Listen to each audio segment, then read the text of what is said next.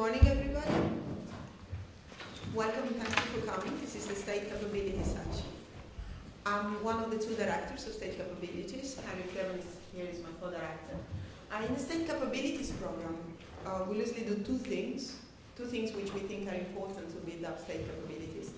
The first is how to raise funds for states to have capabilities.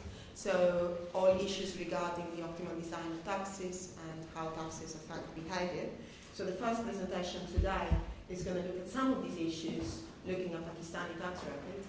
And the second soul of the State Capabilities program comes from the idea that states are made of people. And so the research program looks at how to recruit and motivate and retain human capital in the state sector. So the next two presentations by Ben Alken and Ava Straff will look at how to provide incentives in two different sectors. One is tax collection and the next is the health sector. So we have 1 hour per project, 20 minutes to the presenter, 20 minutes to the discussant, and 20 minutes for discussion from the floor. We can be a bit flexible, but we want to finish on time at 12:30. So without further delay, thank you, Henrik, and the floor is yours. Thank you, Oriana. Okay, so this is joint work with Masar Wasim, who, besides his affiliation with the London School of Economics, is also an affiliate of Federal Board of Revenue in Pakistan. So what I'm going to talk about in this presentation is behavioral responses to taxation. This is, I think, an obviously important policy question of relevance to revenue raising, welfare effects, and optimal taxation. For developing countries, unfortunately, there's very little evidence. There's a huge amount of research on this topic for developed countries. And I think a lot of us have the feeling that behavioral responses in developing countries are probably a lot larger than what we've seen in developed countries, because enforcement problems are much bigger there and evasion presumably larger. But we don't really have the evidence yet to justify this, to say whether this conjecture is true. So what we do in this paper is to estimate the parameters that are necessary for computing things such as revenue effects and welfare effects of taxation.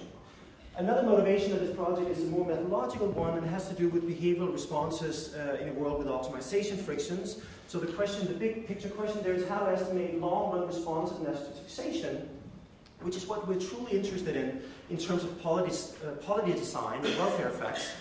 How do we do that in a world where frictions such as, say, real adjustment costs, inattention to tax incentives, misperception, and so on, potentially attenuate the observed responses in the data?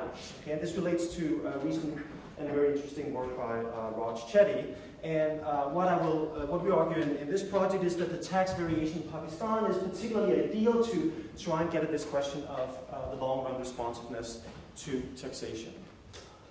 Okay, so I think there are two advantages of this project. The first advantage has to do with a slightly peculiar tax system in Pakistan. So the Pakistani tax system is a progressive multi-bracket system where each tax bracket is associated with a given proportional tax rate. This means that at bracket cutoffs, the proportional tax rate jumps and therefore tax liability jumps. Okay, so this is what we in economics or public finance call notches. Okay, notches provide very strong tax incentives. In particular, notches imply that there is a region right above the notch point of strictly dominated choice, meaning that a taxpayer who finds himself in that region could increase both consumption and leisure by moving to the notch point. In that case, we would expect that there would be an interval above the notch point where people move to the cutoff, to the notch point, which would create strong bunching at the cutoff. Okay, so this idea relates to recent literature that looks at so-called kink points. So conventional tax systems in the rest of the world are based on discrete jumps, not in tax liability, but in the marginal tax rate. This is what we call kink points. Kink points also create incentives for bunching, but those incentives are much, much weaker. And what the literature finds there is that only extremely sharp and salient kink points create any bunching at all, and even there the bunching is very modest. Notches are very different from kinks because they provide much, much stronger incentives. Okay, the other advantage of this project is that we have obtained generous access to administrative tax records in Pakistan for the universe of tax filers in the income tax system over the period, over a 3-year period from 2006 to 2008. I think for empirical public finance research in general and for the study of bunching in particular, it's really crucial to have good administrative data because survey data has way too much measurement error to detect bunching precisely. Okay, so here's what the tax system the income tax looks like in Pakistan.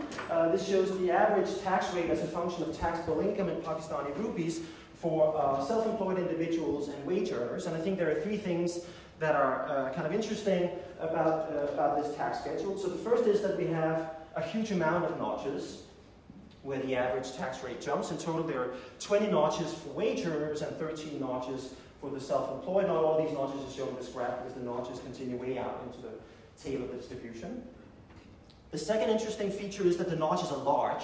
So at most of these notches, the average tax rate jump is between 1% and 4% of income. And that's really a huge tax incentive, a really massive tax incentive to compared to what we normally look at, for example, with king points. And the third interesting thing is the fact that wage earners and self-employed individuals are treated on completely separate schedules. This is in itself very unusual. Now, interestingly, whether you're classified as a wage earner or self-employed, and therefore get the high tax rates or the low tax rate, is in itself based on a notch type rule, which allows us also to say something about income shifting between wage income and self-employment income.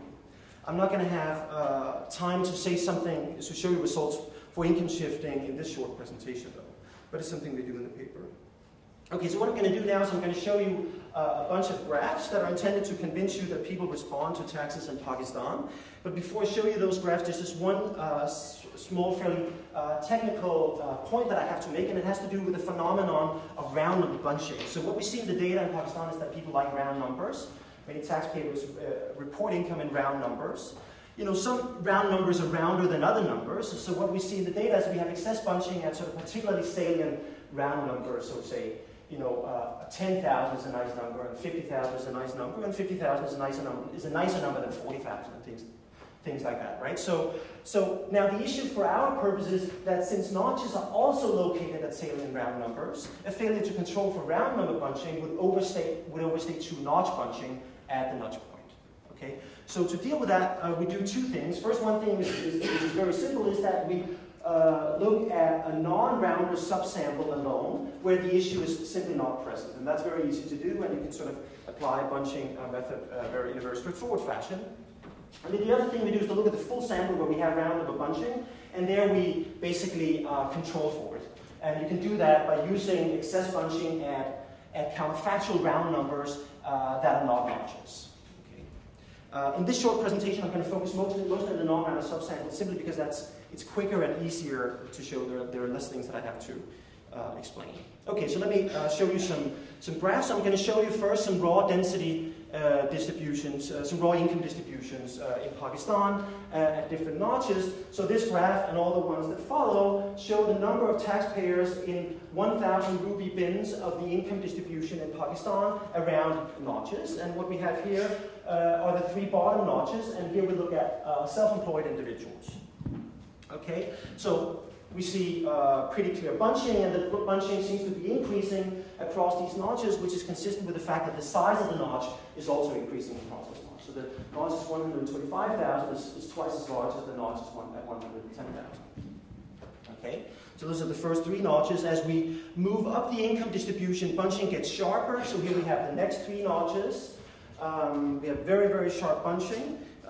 We go to the notch at 300,000 rupees annually, very sharp bunching, 400,000 rupees, 500,000 rupees, 600,000 rupees, and so on. I could go on, but I think you get the message at this point. The point is that there is very sharp and clear bunching at pretty much at all the notches that we look in this paper.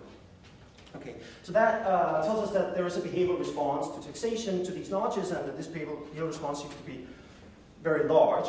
At least that would sort of be the initial takeaway figures. Okay, so the next step is that we want to convert these graphs into an estimate of the amount of excess bunching, which will ultimately convert into a size of an earnings response, because that's ultimately what we need to know to say something about policy.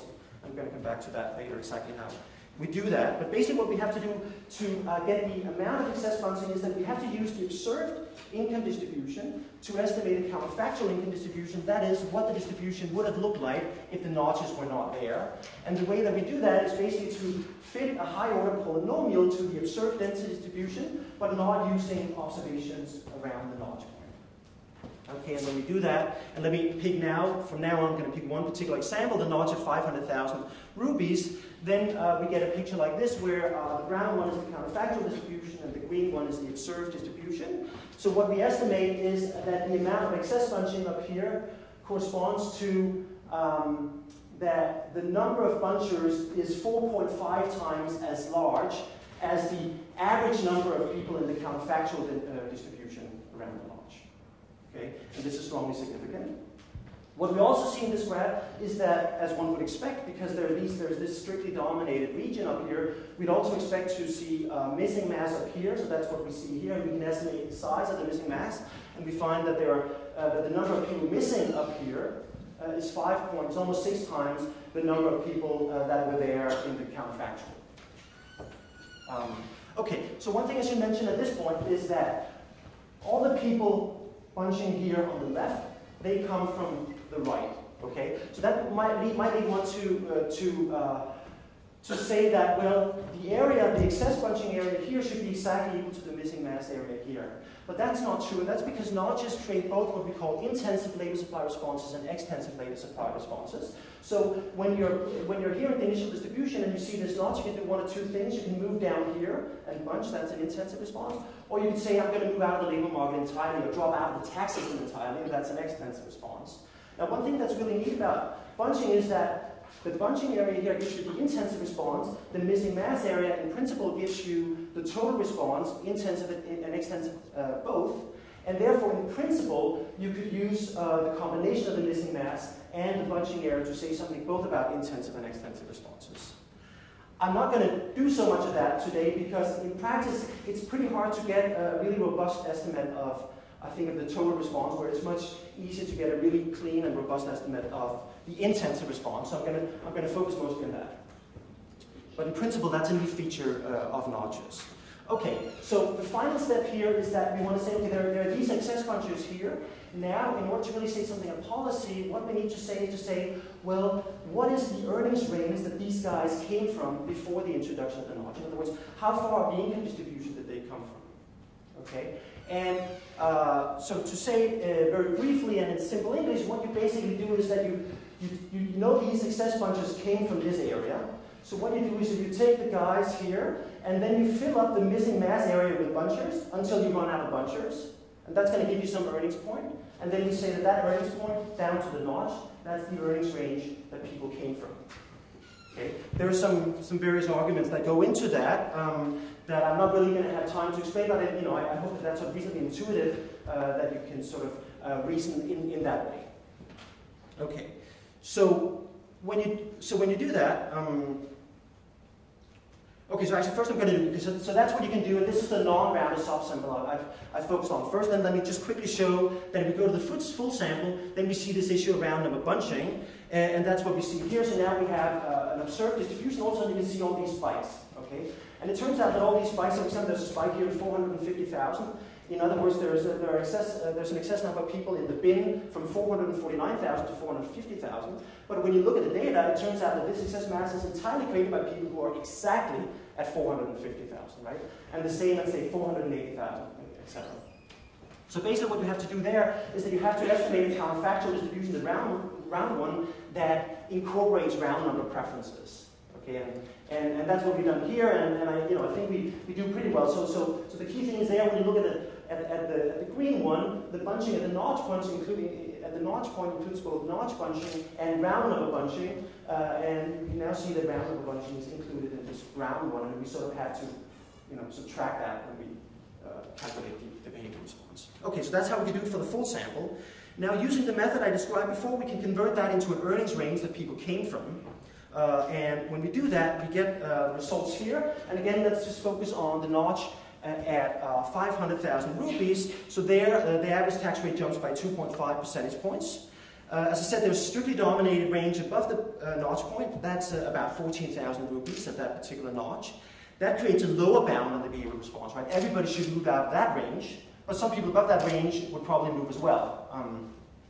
And that is indeed what we see. So what we see here is that the behavioral, the earnings range that we estimate, in other words, the behavioral earnings response that we estimate for the non-rounded sample is about 31,000 rupees, and for the full sample about almost 35,000 rupees. Okay, now, so based on what I've showed you, so I've showed you some graphs now, and I've now shown you some numbers here. And I think based on those graphs and those numbers, one would be tempted to say behavioral response to taxation in Pakistan are huge. Okay, so for 35,000 rupees here, that's about 7% of income, the 500,000 rupee notch. So that's, I mean, 7% of income is a really huge response, but what we have to remember is that the incentives here are also massive. So in order to really gauge whether responses are huge in some sense, what we like to do in public finance and I guess in other fields of economics is to convert things into elasticities. In other words, the idea there is to say whenever the relevant tax price changes by 1%, by how many percent does earning change? Okay? And these elasticities, with respect to the relevant tax price, which is basically the marginal tax rate, those elasticities is exactly what we need to say something about welfare effects and revenue effects and things like that. Can I just ask a question now? Are you assuming that the whole response is behavioural and none of it is different reporting, I mean under-reporting income? That's a very good question that I didn't have time to say anything about. So what I'm estimating right here is what we call the total response in taxable income. Okay, there's a big literature in public finance on taxable income responses, and to address your question, what that includes is that includes everything. In other words, it's the real response, and it's also potentially both tax avoidance and tax evasion responses. These, of course, also responses, so I would call that a behavioral response, but one is a real response, and another one is an evasion response to the tax rate. In the paper, we also actually try to tease out real responses from evasion responses, and the way we do that is to use specifically third-party reported wage income. And again, I don't really have so much time to show that here, but we try and do something about that, and you can probably argue whether we do a good job about it. But for now, these are total responses, including evasion.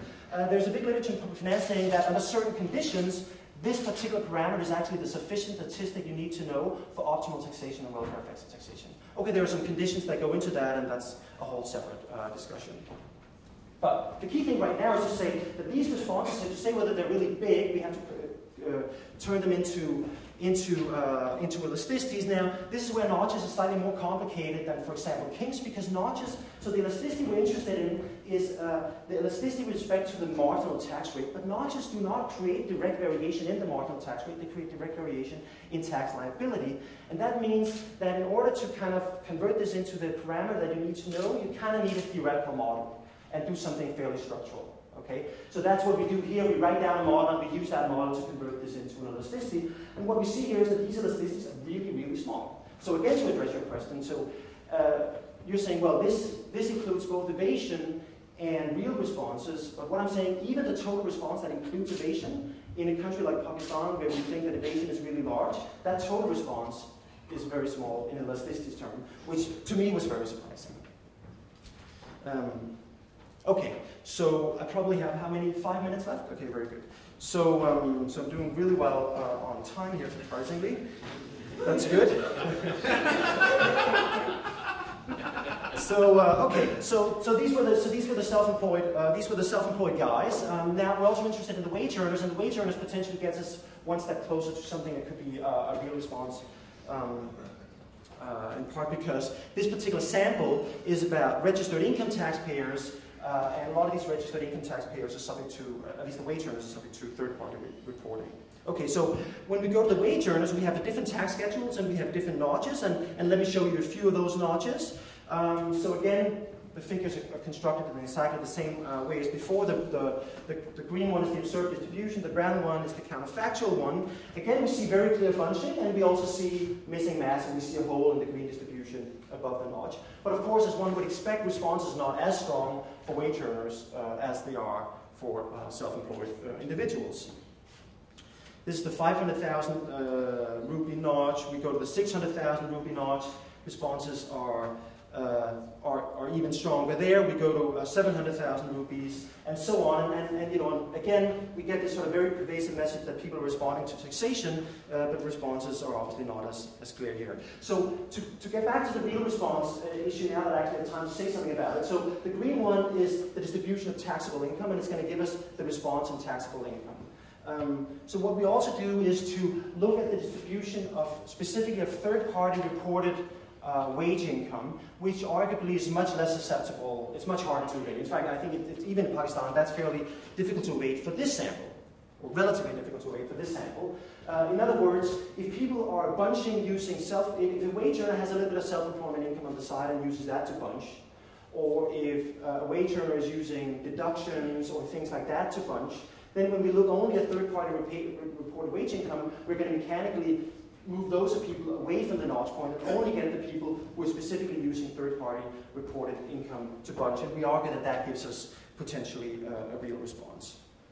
Okay, so when we look at wage earners, responses are smaller. So for example, at the 600K notch, the average tax rate jumps by 1.5 percentage points. The dominated range there is 9,500 rupees. That's a lower bound on what we should get in the response, and the estimated earnings response when we look at total taxable income is 22,000 rupees, which corresponds to an elasticity of only 0.02, which is just phenomenally small. I think this is really surprising.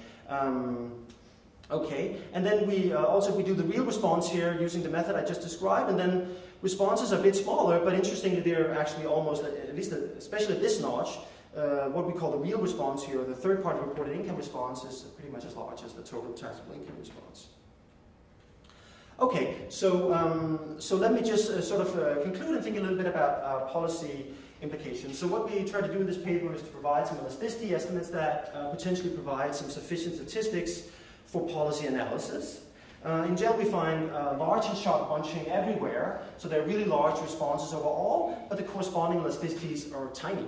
Okay? The smallness of elasticity, I think, is really surprising, but of course this is great news for Pakistan in some sense. Of course, it's still a partial thing. We haven't looked at, there are other things that you want to look at, and one obvious caveat that relates to something I said sort of in the middle of the presentation is that these are intensive margin elasticities, and we of course also need to get really good estimates of the extensive margin elasticity, which relates to the whole interesting issue of informality. Having said that though, even the intensive margin here for this particular sample, especially for the self-employed, is characterized by a really high degree of informality, I think. There's a relatively weak enforcement system in place for self-employed individuals, and in some sense it's extremely easy to evade. So I think it's very surprising still that these intensive elasticities are small. Another sort of big picture policy question for Pakistan is I think is to think about this notch schedule that Pakistan has implemented versus alternative and more standard schedules that are continuous. Okay, so notches in general have a very bad reputation among economists, with the exception of one or two papers that I can think of that try to sort of get an argument for them.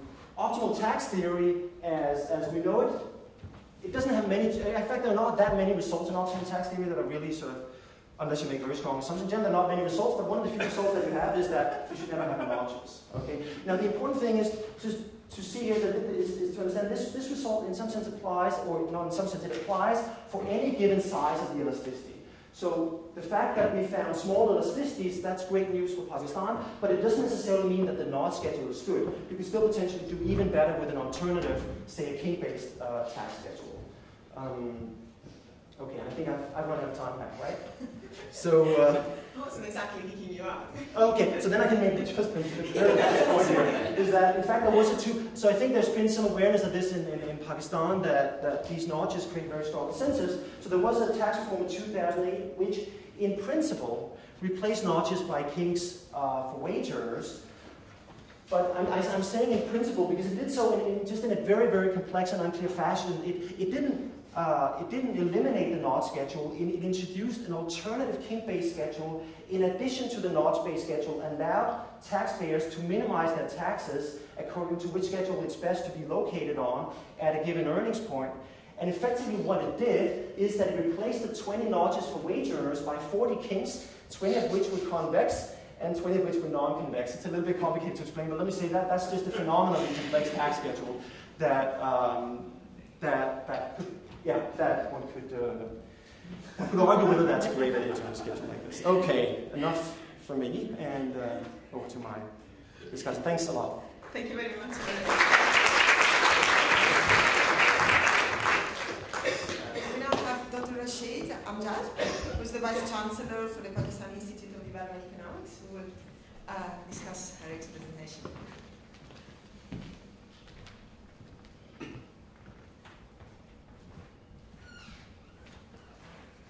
Well, good morning, ladies and gentlemen. It is indeed a pleasure to be a discussant in this paper, but before I formally comment on it, let me first thank the IGC for inviting me to this event, which is fast gaining a reputation of becoming a Woodstock for thinking economists.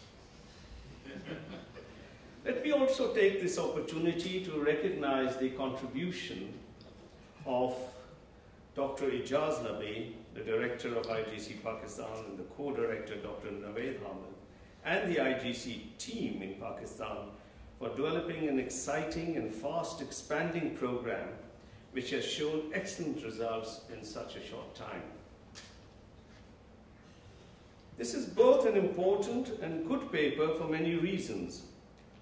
Pakistan's low and unfortunately declining tax to GDP ratio, which is something less than 9 at the moment, is the Achilles heel of the economy, and which I have time I will show is perhaps the most important binding constraint in moving Pakistan from its current stop-go cycle to a high and inclusive sustainable growth path.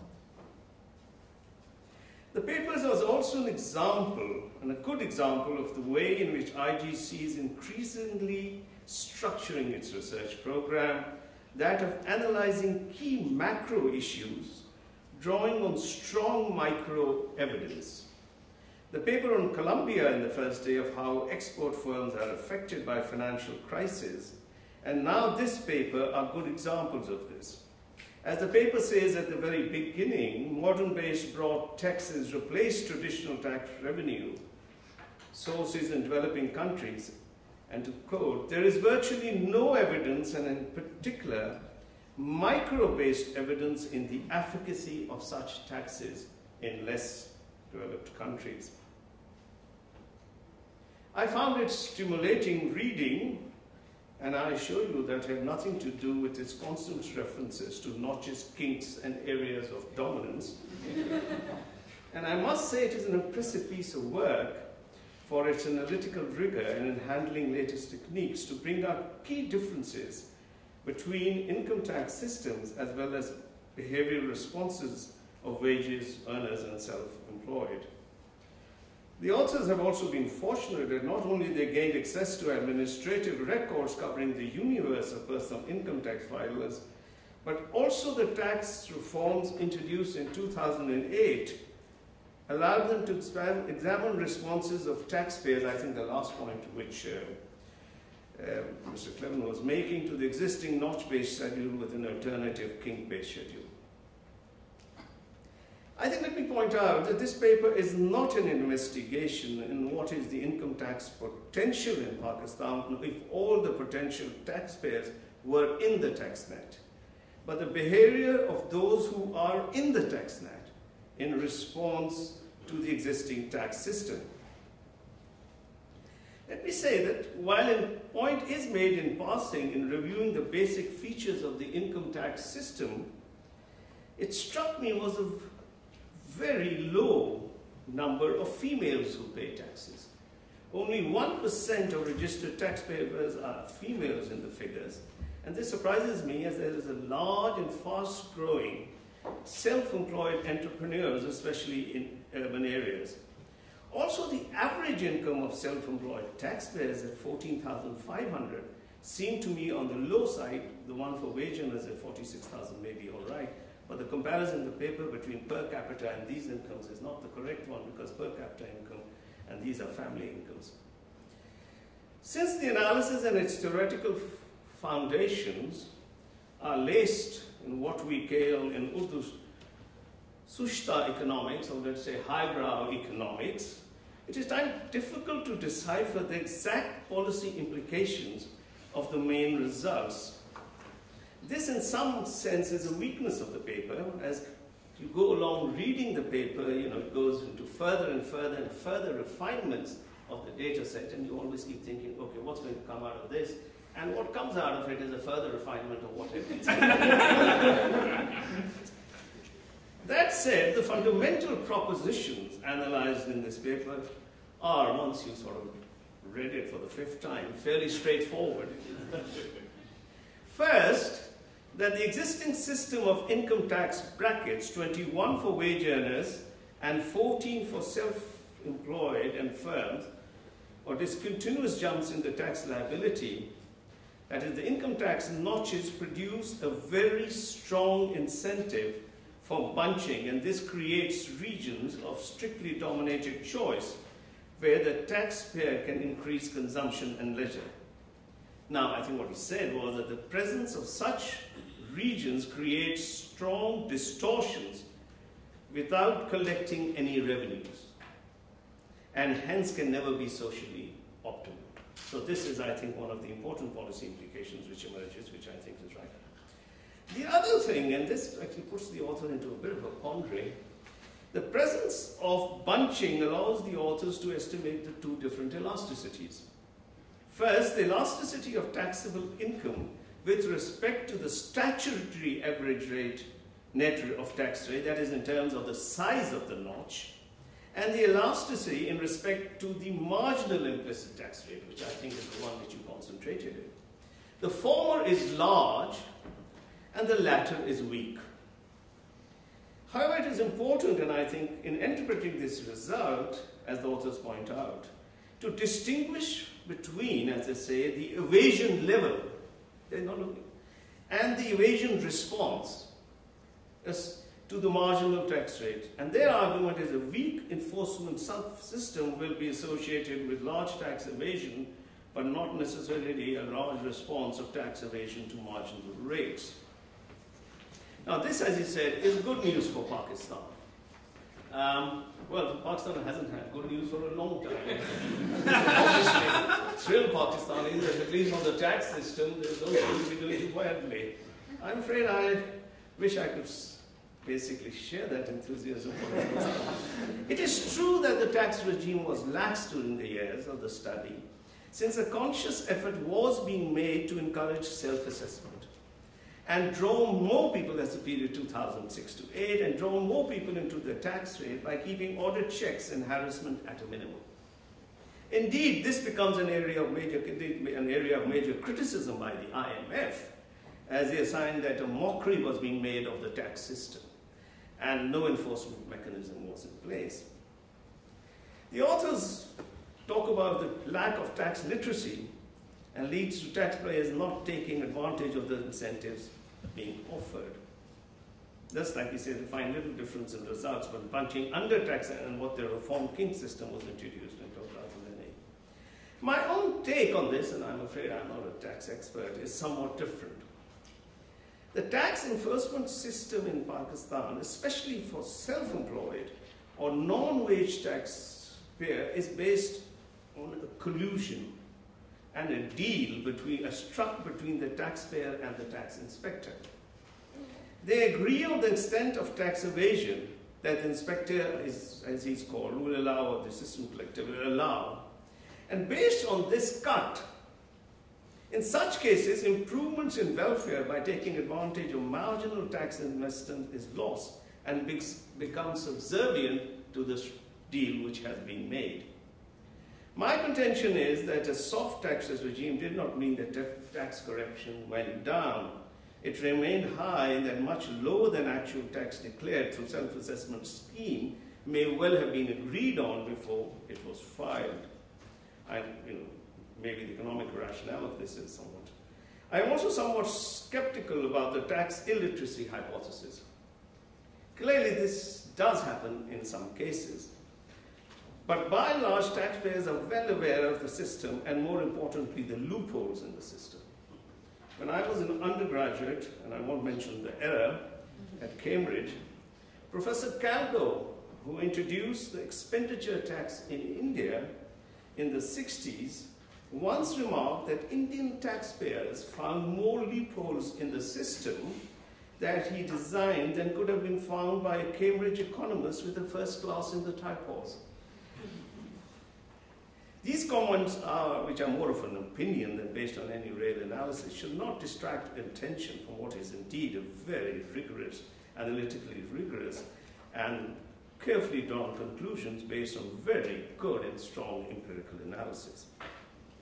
The final point is on the references, as Vice Chancellor replied, and perhaps the editor of PDR. I always find it difficult to believe that any article on Pakistan can be written without reference to the PDR. This one obviously is one, but the reason I point this out is that there is a lot of literature on tax systems, and more recently, since you have access to the FBR, there has been a multi-million-dollar project with the University of Georgia, financed by the IMF and the World Bank with the FBR, which has come out of an enormous amount of insights and results, and perhaps you may wish to draw on it. If I have a few moments more, well, I'm not actually, I think the key factor I wanted to point out is that Pakistan moves in stop-go cycles. That any particular growth spurt finally hits into a two-pronged situation. You have either an unsustainable fiscal deficit and an unsustainable balance of payments problem. So we get into these classic stop-go cycles, and work done at PIDE, and also I would say for the panel of economists, what I call the Hamid Azam thesis is that the Pakistan economy cannot grow faster than 5.5% because it runs into these two particular binding constraints. Pakistan has to grow faster, not only because India is growing faster, we are very full of admiration for their high growth rate, but Pakistan has a growth rate of labor force of 3%, and then if you take an almost average employment elasticity of 0.5, we have to grow between 6 to 7 to just absorb the increase in the labor force. And we need to indeed grow faster if we are to be competitive in the global economy.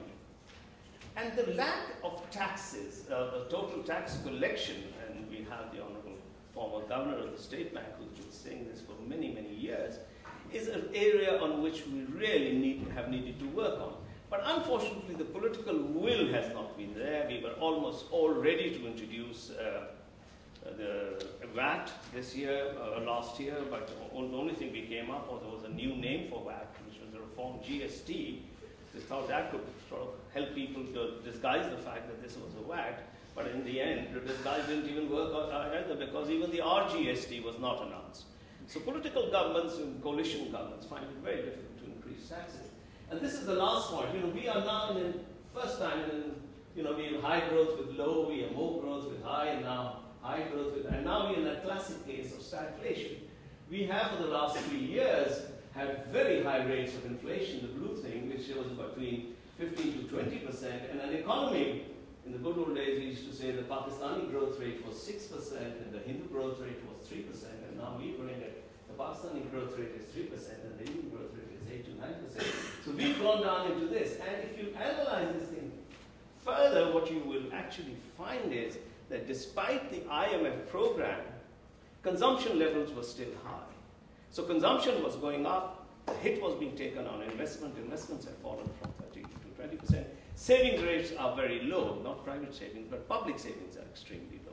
This leads to increase in consumption, low saving, and the import intensity of Pakistan, given its particular income distribution and class structures, gets you into very soon into a situation where the debt and the import becomes unsustainable. So I will stop here, but to say I enjoyed reading the paper, and I think I must congratulate you on doing an excellent piece of work. Thank you very much. So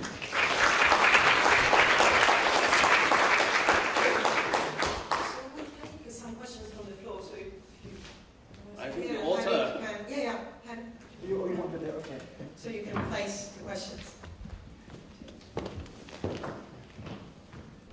Yeah, sure. So I guess this is a question for Henrik. So consistent with the earlier comment that was raised during your talk, my prior on this is that none of this is real. This is all on the evasion market. Right. Let's just suppose that was true. Okay? In that case, I want to try to understand what kind of how we should think about these notches. So suppose it's purely evasion, then there's no kind of real impact of these notches on actual behavior. Who cares?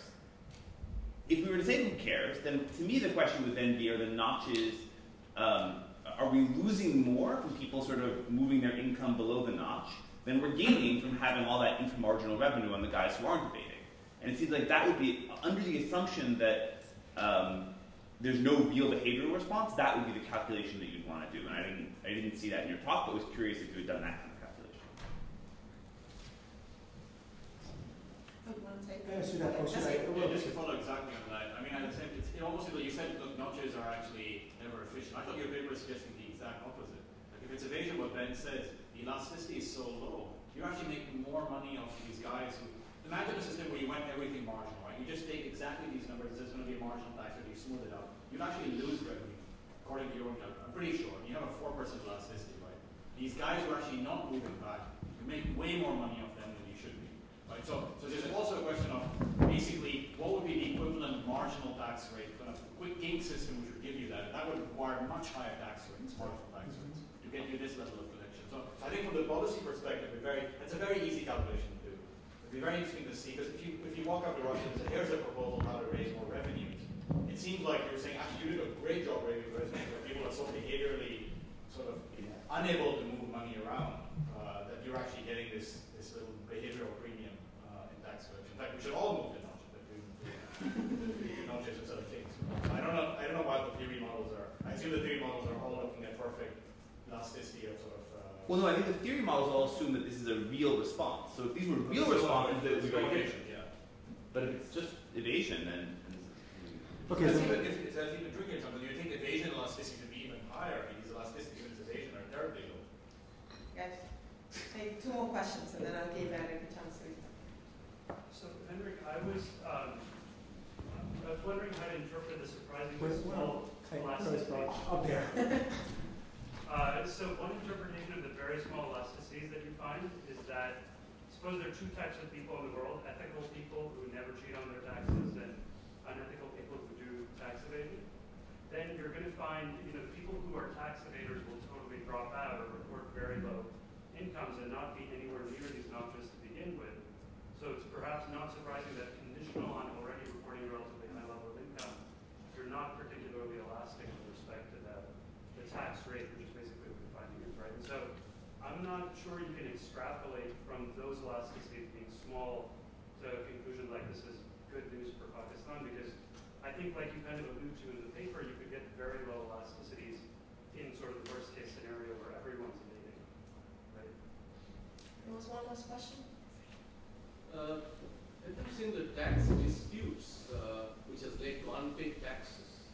I mean, if you augment this data set with unpaid taxes due to tax disputes, I mean, this is one of the features we often hear for India, Bangladesh, and Pakistan. And, it runs for years, and the volume is quite high, and at the end of the day, let's say after 5-6 years, they know there will be a tax holiday or some settlement at the end between the governments, and that leads to a payment of lower taxes as such.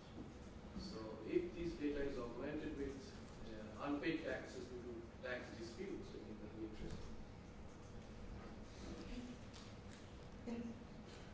I'd like to build on what the gentleman behind me said and also what the discussant said. It seems that indeed the issue of complete evasion is important, and I wonder if I think it's completely possible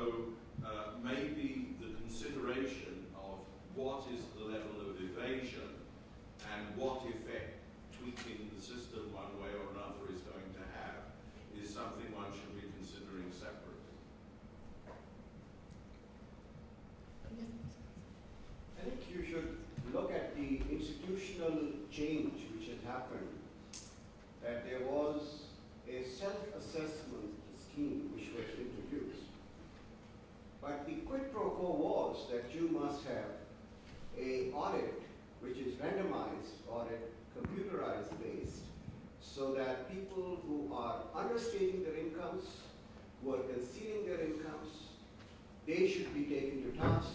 So the other taxpayers' behavior does change.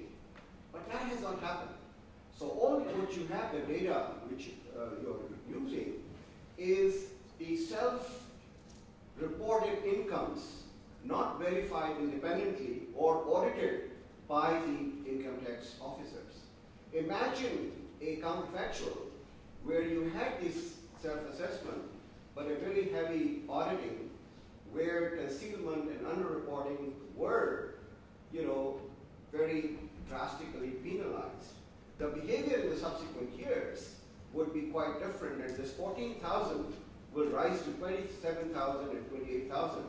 So whatever may be the inefficiencies of the notches, as far as the revenue yields are concerned, would be much higher than what is happening under the present system.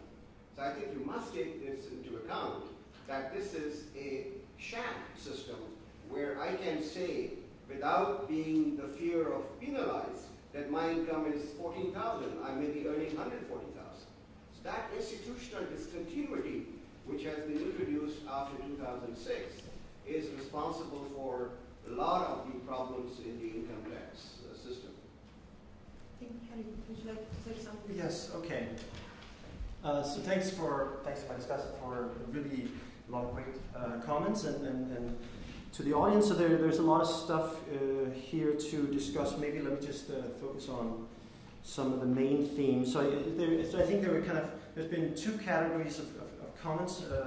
One category has been to do with the fact to see this as being only about evasion and whether we should care about evasion and how much should we care about evasion. And another one to say this is a very selected subsample of very honest people, and so they're actually not evading at all. So there's a dichotomy there. So let's just think about the evasion stuff first. So it's true that what I presented is very much in the spirit of this literature in public finance on the elasticities of taxable income that some of you might be aware of, where we tend to say that we just need to know the total response, including evasion, and that's what we need to know for efficiency and optimality and things like that. There is a literature that sort of makes that point, but there are certainly counter-arguments that you could make.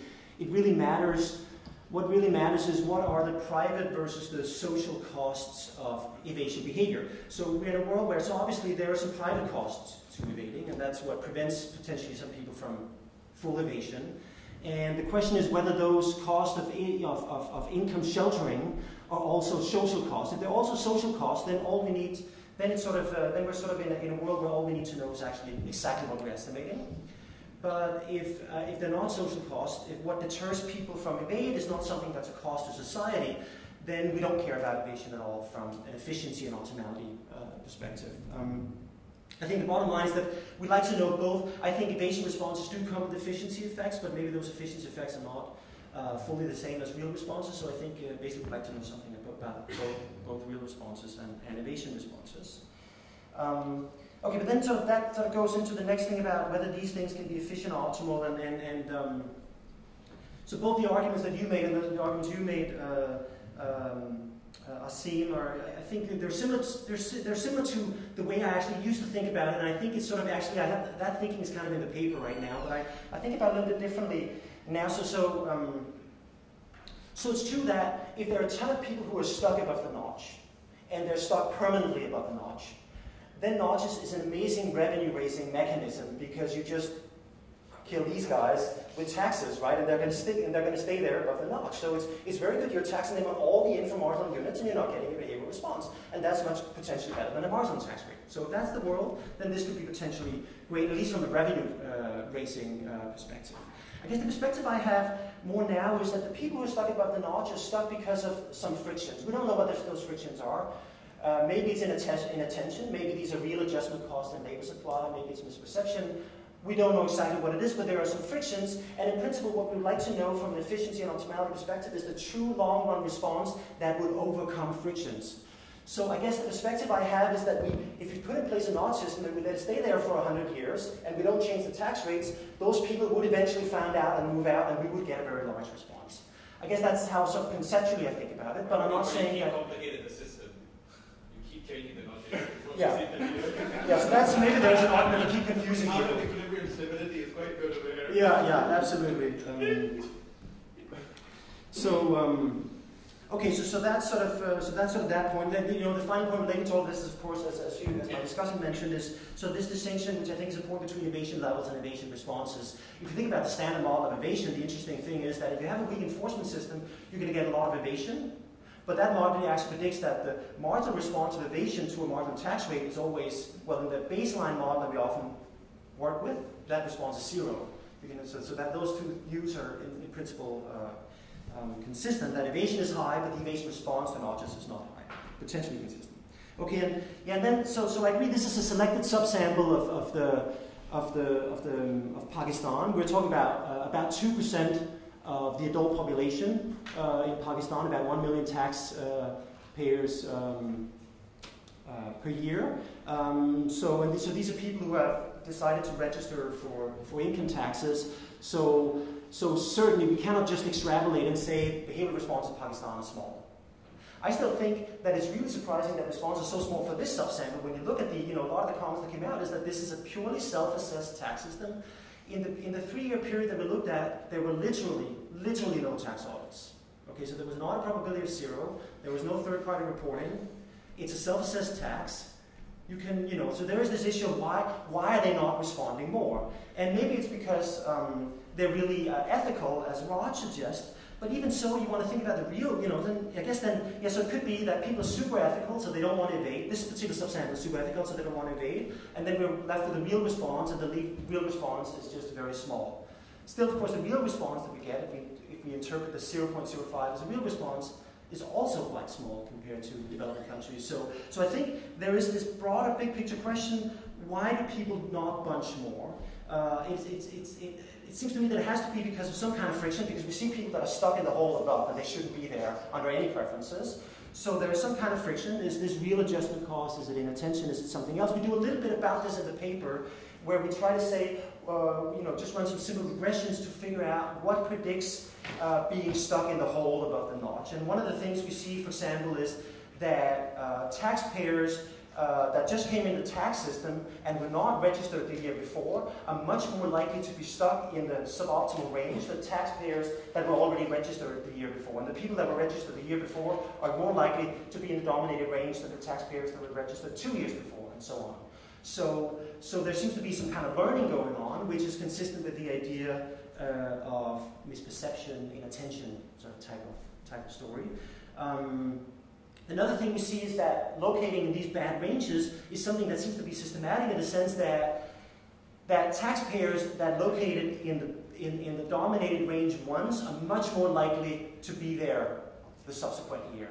So in some sense, it seems that it's not just sort of random income components that people can't control, so that sort of people randomly find themselves in suboptimal ranges. It seems that there's something systematic about it where some people get the incentives and some people don't. Maybe that's one hypothesis. But I agree sort of on these sort of deeper micro foundations, why people not bunch more. We don't have that much to offer in this paper. For that, something to think about that. But thanks for all your comments and in particular to my discussion. Thank you very much, both of you. And we can meet for the second project for today. So Ben Hawken will start. In Pakistan. This is joint work with Adnan Khan from the IGC and with Asim Khwaja from the Kennedy School. And of course, none of this would be possible without our colleagues from the Excise and Taxation Department in Punjab, some of which are here today, and in fact we'll be discussing the paper. So by way of introduction, tax systems throughout the developing world are thought to have very poor performance, and the system in property tax system we'll be studying is the same. And in part, what we want to study is the idea that part of this may be due to the tax administration, in particular problems with tax inspectors, who are the civil servants whose job it is to administer the taxes. That is, assess the taxes, figure out how much you owe, and then make sure you actually pay. And there are two broad classes of problems that people worry about. One class of problems is corruption, right? This is, as alluded to in the previous discussion, the tax inspector and the taxpayer may collude to reduce the taxpayer's liability.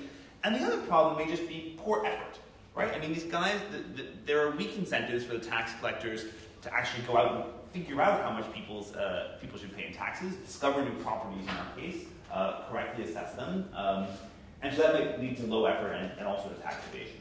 And historically, this is a very, very, very old problem. Right? It's hundreds of years old, this problem.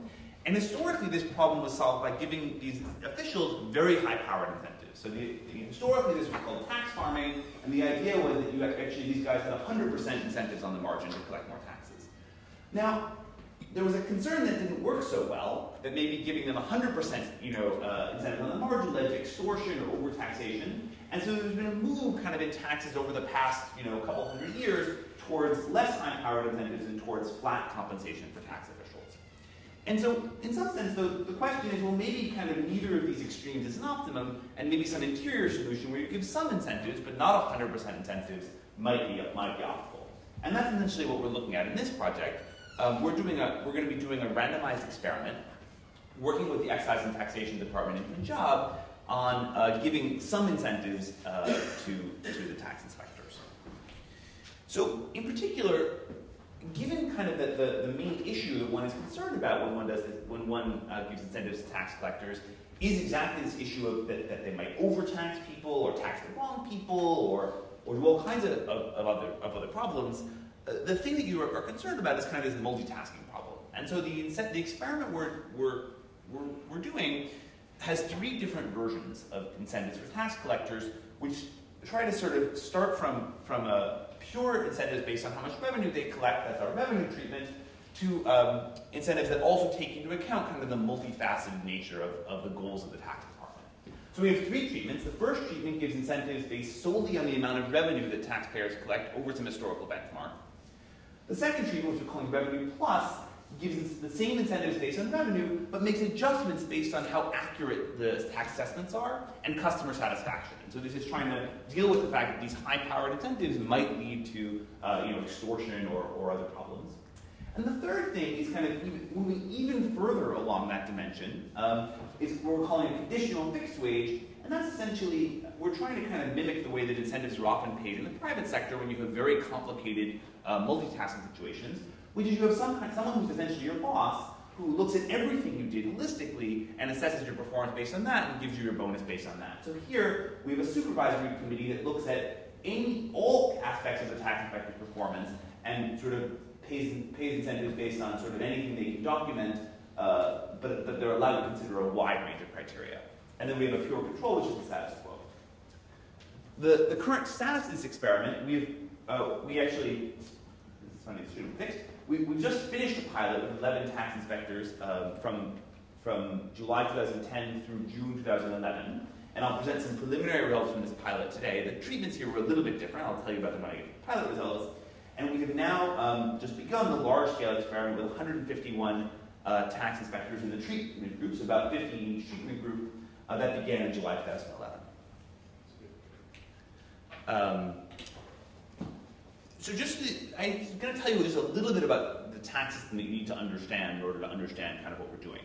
So we're focusing on property taxes, and particularly the Punjab Urban and Movable Property Tax. So this is a real property tax, land and buildings. And the idea of this tax is it should be levied on the annual rental value of your property, and this is determined by a formula.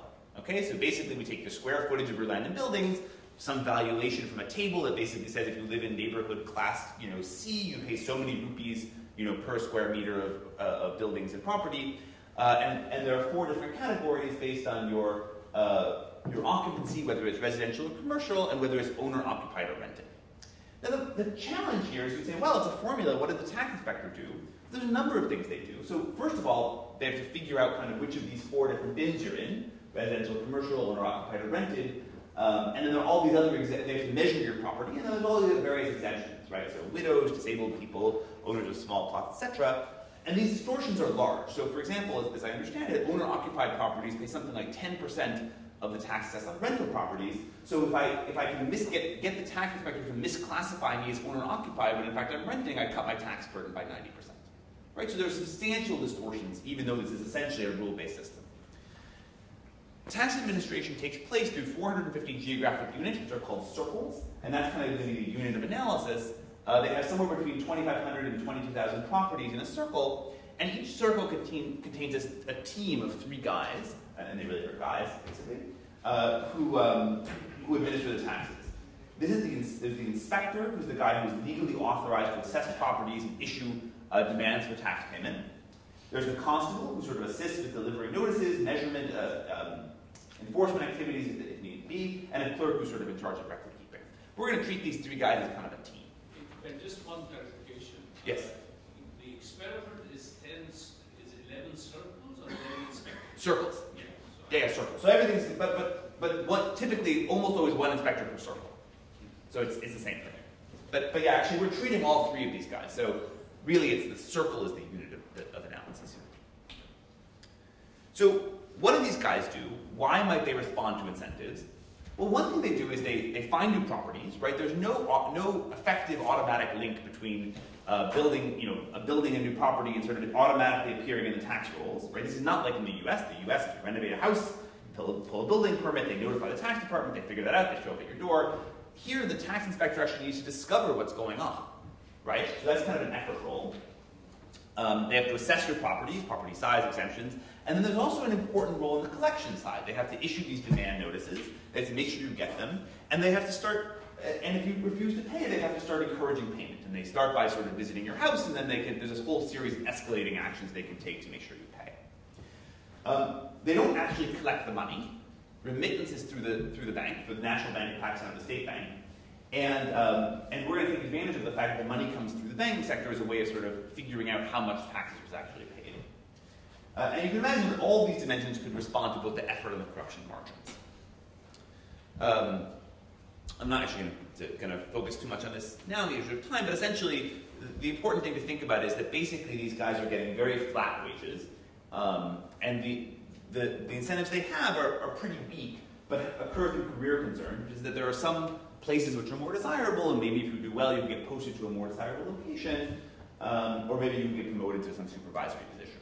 But essentially, and there are these internal targets that are used for measuring performance, but there's no direct link between your compensation and postings and hitting these targets.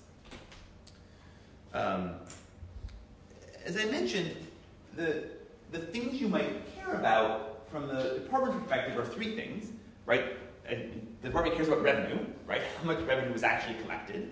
But in addition, it doesn't, we could collect, millions of dollars, but we also might care about two other things. We might care about accuracy, right? We don't want to just collect, $1 million from a guy who owes $1,000. We want to collect the right taxes from the right people.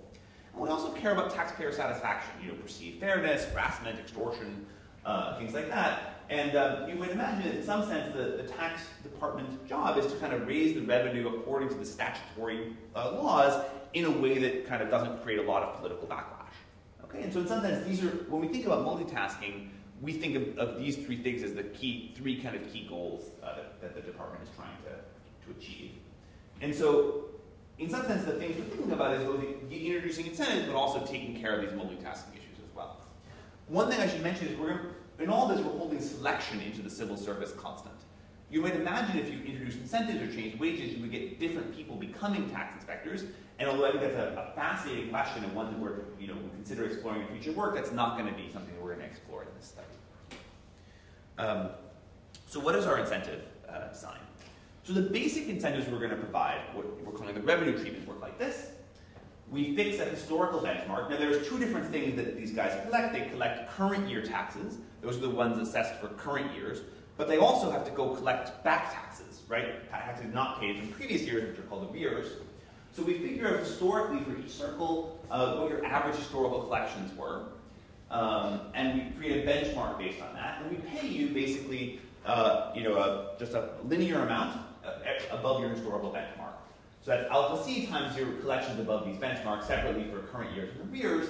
And we have different, this alpha C varies 20, 30, or 40%. We have basically you get a smaller percentage if you're in a really big circle. And that's in some sense to sort of make the gaps in terms of how much money people are being paid not too different between the big circles and the small circles. This incentive payment is for the circle as a whole. It then gets divided among those three guys in the team. So 40%, so of this total incentive, 40% goes to the inspector, 30% each to the constable and clerk, So kind of on net, what this means is if you're in a 30% circle, each guy is about getting 10 cents on the dollar. Each individual is getting paid about 10 cents on the dollar for every additional dollar collected above the benchmark. So it's like a 10% incentive per person is the way to think about it. And for a typical circle, if you increased your revenue by 15%, which I'll show you in a second is kind of the rough order of magnitude the pilot results are suggesting, that would basically double your salary. Okay, so that's the kind of the rough orders of magnitude we're thinking about. Now, I should mention though, these things are kind of complicated to think about it, and what we're going to try to do in the measurement is try to understand some of this stuff. So, for effort, incentives should increase effort. That's pretty easy to see. If it's all about corruption, it's actually not obvious, right? Imagine that if basically the inspector and the tax owner are bargaining and splitting the surplus from reducing their tax liability, then giving this output-based incentive to the tax inspector, in some sense just increases his bargaining power, it increases his outside option from no agreement. And so one model of this could be that it would just not change taxes collected at all and just he would just collect higher bribes in some sense to compensate him for the foregone revenue. Now, I'm not sure this is going to happen, but at least conceptually it's important to realize that it's not totally obvious exactly what's going to happen here, although I think there's, if we think the effort margin is important, or if we think there's some honesty-dishonesty margin for the tax inspectors, they might prefer to collect some of the money honestly than be dishonest. Perhaps the incentives could lead more people to choose honesty. Could potentially also lead to overzealous enforcement, and that's a historical concern about tax law. There's also income effects as well. The second treatment basically does the same thing, exactly the same revenue formula, but makes this accuracy and satisfaction adjustment. And the way that works is we do a survey of 100 taxpayers per circle, and basically we compute the true tax liability according to our survey and compare that to the reported tax liability according to the tax rules and look at the difference. And similarly for satisfaction, we basically ask some questions about satisfaction with their interaction with the tax department, with the excise and taxation department. And then we just divide circles, and then we had to make something that was reasonably easy that people could understand. So of the circles in this group, we divide them into 3 groups, top, middle, low, and the top guys get a bonus equal to 0.75 times, approximately equal to 0.75 times their base salary, and the bottom group loses 0.75 times their salary, with some of the constraint this thing can never be negative. And so essentially, you get paid the revenue incentive plus some adjustments to make sure you care about this accuracy and satisfaction as well. The third treatment that we're doing is we're calling the conditional fixed wage. And the idea here is in some sense, moving even more along kind of the multitasking dimension. So here, we added in 2 other things that are kind of easily observable and can be put in the formula. But the idea is that when we think about very complex jobs and the way they're compensated in the private sector, essentially the way that they do that is there's a bonus pool that managers can distribute, and they sort of look at holistically all the things that people did in their job, and they distribute the bonus pool according to this very complex kind of multifaceted set of criteria, and that basically we're doing the exact same thing here. So we've created this large bonus pool. On average, it's approximately equal to 1.5 times your base salary, and we have a performance evaluation committee who's going to map circles into 3 groups, top, middle, and low, based on a holistic assessment of their performance. And the idea here is they could know all kinds of stuff that's hard to write in a formula. They could know that this circle is really difficult, it's a very hard area, that even though it was a small percentage improvement, they had to work really hard for that. There's a lot of effort there. They could take into account other things like potentially, other aspects of satisfaction that aren't captured in our surveys. They can take into account whatever they want. The only rule is they have to be able to document it. They have to be able to write down what they did and why, but it's explicitly non-formulaic. Okay, and so that's the third treatment. So in some sense, you can think of these as moving from, on a spectrum from having purely focused on revenue to having more and more sort of the multitasking component. The data that we're going to be using, we have administrative tax data, working very closely with the department. We're going to be getting data from essentially, whenever you pay taxes through the bank, we can record how much taxes was paid, was collected in each circle. So that's the actual kind of tax collection. And then we're going to do a property survey to also both look at properties on the tax rolls and properties just kind of randomly selected based on GPS locations who might not be on the tax rolls, to try to assess some of the other dimensions as well, like effort, corruption, accuracy, and also taxing, and also the incidence of this. You know, are they going after the rich guys or the poor guys, or who are the marginal taxpayers here? So in my last few minutes, let me just give you just a few preliminary results from the pilot. So the pilot was, this should be in the past tense, was conducted in 11 circles in Lahore, which is the capital of Punjab, from July 2010 to June 2011. We randomly selected 15 out of 142 circles in Lahore to participate. Of them, 11 consented. I think it looks like in our main experiment we have essentially 100% consent rate, but here we had only about 80% consent rate. And here we had slightly different treatments. We had an incentive group, which is like our revenue treatment, and we had a fixed wage group, which was basically just a fixed wage. And we have tax data now through Q4 of 2010, which is actually in 2011, right? That's the last 3 months of the 2010-2011 fiscal year. It's also worth noting that in some sense, you might think this is an underestimate of the true results, because we didn't actually succeed in paying any money to these people until June of 2011. So, you know, the credibility may not have been as high as it hopefully will be in the main experiment. It's really important that we, I think, moving forward, that we're going to really do our utmost to make sure that the payments to these guys go on time, so that these things are credible. We did actually make payments, but you know, they were 9 months late. So hopefully that won't happen. I think hopefully we've solved a lot of the bureaucratic problems that led to the delay, and hopefully that won't happen in the main experiment. To clarify, the payments were supposed to be quarterly. I don't think you mentioned. Yeah, sorry, the payments are supposed to be quarterly. I should mention that. Payments are quarterly, and the way it works is a technical detail. We pay about half of what you've earned every quarter, and then kind of pay the rest at the end.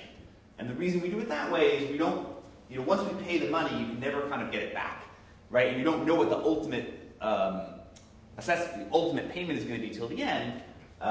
So that's what, you know, that's why we have to withhold some until the very end. But right, the point is they're supposed to be paid in quarterly, so they're supposed to be paid in October, and they got paid in June. So credibility is low. So the estimates here, we're just going to do a simple, you know, we randomized 15, we had 11 to take up. We'll estimate a treatment untreated effect using the randomization as an instrument for the actual take up. So these are IV results that I'll show you. Basically, we're going to look at the log of your revenue collected, conditional on the log of your revenue in the previous year in the same quarter. And you know, basically there's wages and incentives for the two treatments instrumented with the log of the results. And we stratified, so we'll include strat and fixed effects. So this is total revenue. So what I've done is just the things in yellow are statistically significant, the things in not yellow are not. So they're at the 10% level. And what you can see is that there's some evidence, so this is pooling the two treatments together and then separately wages and incentives. You can see that, you know, in the first quarter there was definitely sort of a big increase, and then it kind of overall declined, although with incentives it kind of came back in the end.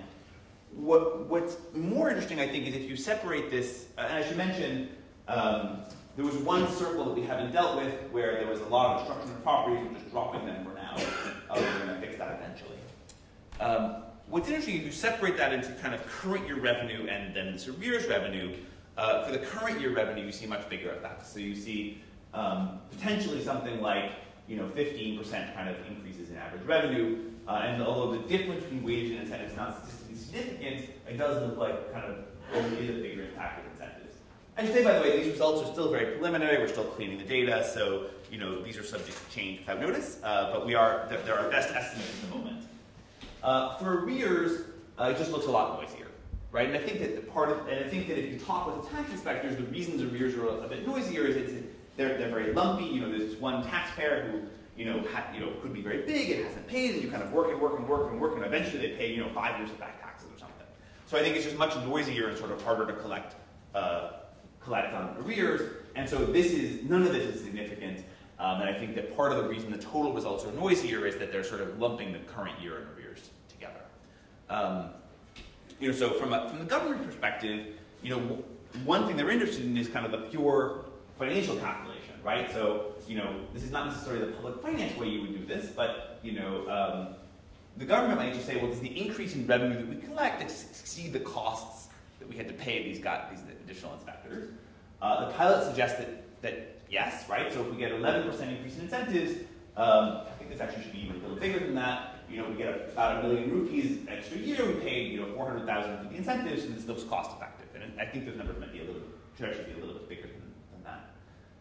But it looks like it's cost effective. From a welfare perspective, right, it's a little bit more complicated, right? So the revenue for should be valued at the difference between the distortions in the property tax and kind of the marginal distortions of alternative revenue sources they would have to replace if you have a kind of a fixed amount of government expenditures you need to finance.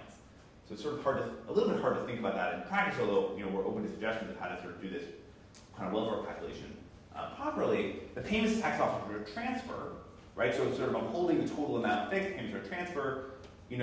If effort increases, you might think that, well, we might need to value the leisure of the tax inspectors as a cost, right? They're working harder, so they're watching TV less, and they might value watching TV, or drinking tea, or whatever it is they do. You also might want to think about sort of the difference between the marginal utility between the taxpayers and the tax officials. So if these guys are poor and these guys are rich, it's a transfer from the poor to the rich. If these guys are poorer than these guys, it's actually, this is redistribution in some sense. So, we haven't done this properly, but one thing we are going to do is, in addition to the NPV calculation, try to do kind of a more formal kind of welfare calculation as well. So to conclude, this is an experiment that's ongoing. This is, as I said, very preliminary results just from our pre-pilot. The main experiment, which is focusing on the incentives and multitasking, is underway now and being conducted this fiscal year right now. I think the initial results are promising, but obviously we're waiting for the longer run results to really have more firm conclusions. So thank you very much. Thank you very much. We look forward to the sequel. And now we have Mr. Fawad Hassan, who's from the Secretary of Excise and Taxation Department in Punjab. And we're partnering with implementing this very interesting study.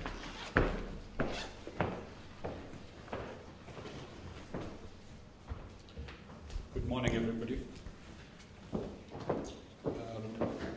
Let me at the outset thank Ben for an excellent presentation and, of course, a lot of good work that has been done over the last year in the Excise and Taxation Department, Government of Punjab, and also the IGC for inviting me here and also piloting this program back in Pakistan. What we think is a broader agenda than simply incentivizing only, because what we are looking at is an overall reform of the taxation system, and Punjab being the biggest and the largest province of the country and also contributing most of the GDP. If we are able to reform the system in Pakistan, and as the evidence would historically suggest that whatever reform effort has taken place in Punjab, it has been replicated over a period of time in the smaller provinces. So what we are trying to do out there is lead the entire effort in terms of at least the provincial taxes. Now let me also, for the purpose of information of this audience, say that some of the change that has been made in the last couple of years in terms of the overall taxation structure in Pakistan, that is, of course, we are a federal country and we have federal taxation and we have the subnational, national and subnational taxation. And a number of taxes which were collected earlier by the federal government are now being transferred to the provincial governments, the subnational governments. So the share of the provincial or subnational taxation is going to increase. And with that is also going to be extremely important what is the capacity within the subnational taxation departments to generate revenue and to do that in a transparent manner, which is at the heart of the overall agenda. But I will probably come back to that later. Starting up on the concept of the taxation and of course its relevance to the state capabilities. And of course all of us know that it is one of the most important measures in which the state capabilities are determined. And moving on from that, the rational taxation and the ability of the state to limit the influence of pressure groups in effecting or policy formulation, that is even more important. And in the context of IGC countries, I think one of the big pitfalls has been that none of the tax administration and none of the political or non-political governments, to say the least, has been able to limit the influence of elite groups or pressure groups in formulation of tax policy. There have been many efforts in doing that. The national governments, the subnational governments have all claimed at many times in the recent past in case of Pakistan and even earlier, both in case of political governments and non-political or autocratic governments, that we are eliminating this. But overall, the results have not been really very encouraging.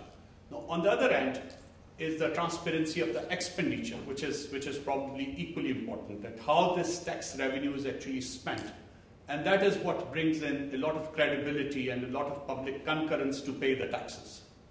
Now, when we go to first the collection side, I think we have heard in the last few days, and it has been an excellent opportunity, let me repeat, to listen to so many experiments being done all over in a number of IGC countries, countries which are similar to us in terms of social and political culture, and even slightly different. But at the heart of that, we have talked about, say, social incentives for taxpayers. We have talked about social recognition for the taxpayers, and we have heard some of the experiments being done under the IGC patronage.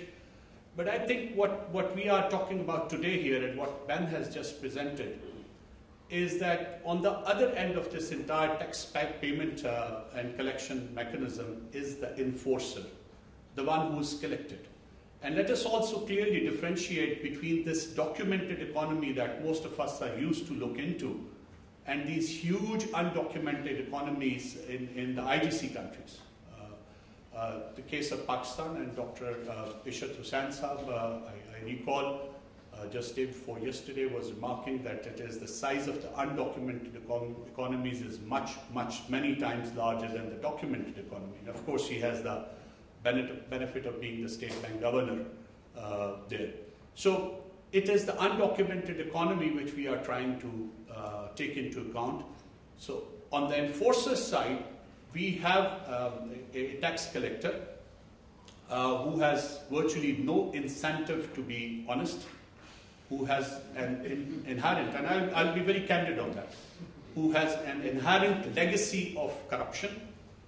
And on top of that, he has virtually no fear of accountability, virtually no fear, because whatever he does or whatever he does not do, it is easy for him given the social political context of the entire, and let me very frankly say that the tax administration in Pakistan is perhaps one of the most politicized facets of public administration, whether it is national or it is subnational. And probably time will not support if we would like to get into some detail of what is the extent of the politicization. It is not only how the tax policy is formulated. That is, I think in all the countries of the world, there is an element of politicization to taxation. It is, whether it is a government in UK or it is in even United States, there is an element of politicization. But then at some point, somebody has to find the balance between the political aspects of taxation and taxation as a measure of supporting public goods and public services.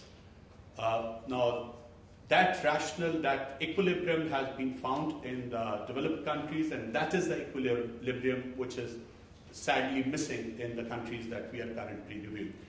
In our case, probably we are on the lowest end of, and as Dr. Saab just said, Rashid Amjad Saab said, that we have a tax to GDP ratio of about 9%, and we are actually going down. We touched about 13 to 14%, and we are now coming even further down. Now, where does that take us? What are the other challenges of tax collection and how we are looking at it? I think that this experiment is more important for us than what a normal consultancy does. Taxation reform has been, of course, on the top of the agenda of multilateral institutions, the IMF, World Bank. Each one of them have tried to do that in their own way while they were dealing with the national governments most of the case, but they will definitely take into account what the subnational governments were generating as their own revenue. But somehow that has lacked credibility for a variety of reasons, and probably not the time to get into the detail for that. What the IGC experiment is doing, which is different from that, is that it is a combination of the academic and policy formulation at the same level. And that is what is bringing in more credibility. And at the same time, it is not a paid consultancy as such. We are not marking the hours and the minutes and the days which are spent on this. In all fairness, this is an effort which is, and all the incentives which are linked to this, as Ben just told you, it is capable enough even in the first phase, in the pilot phase, to pay for itself.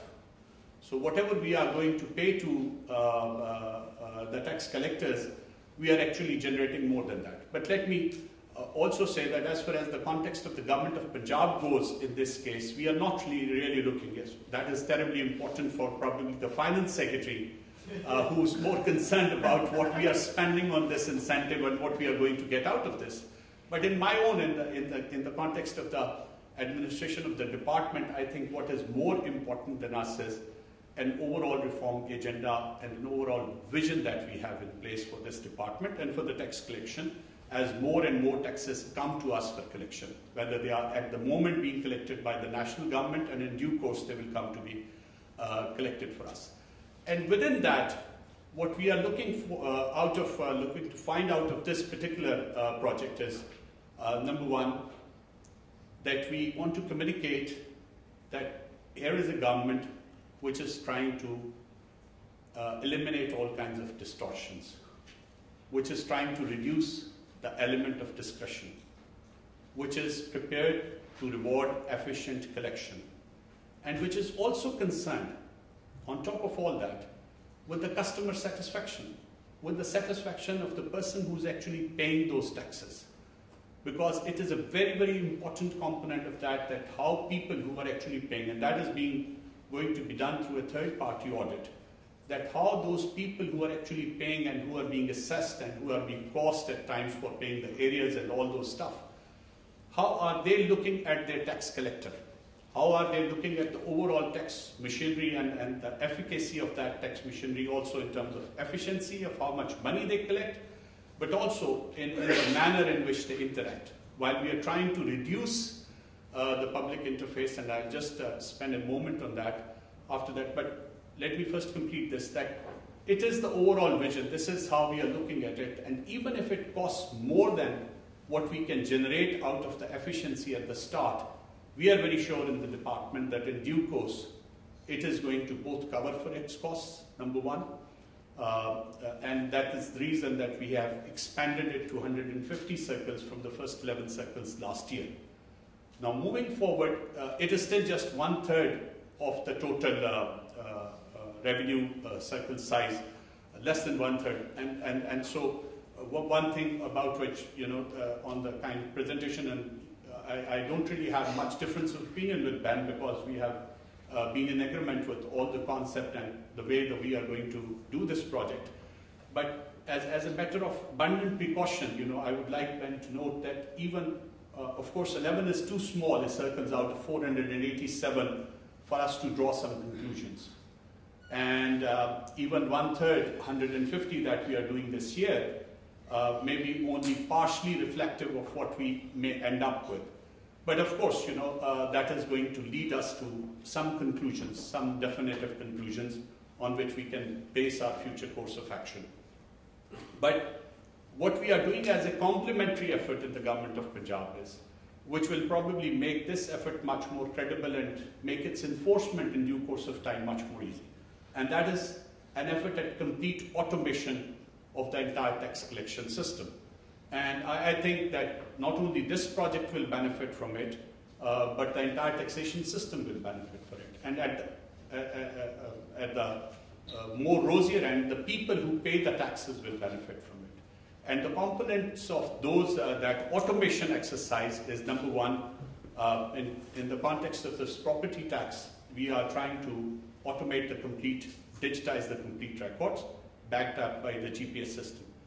And it may not be, it feel too good to say that in Punjab, we actually have a unit which can provide this entire GPS-based mechanism to us. A question can be asked that why then it has not been used.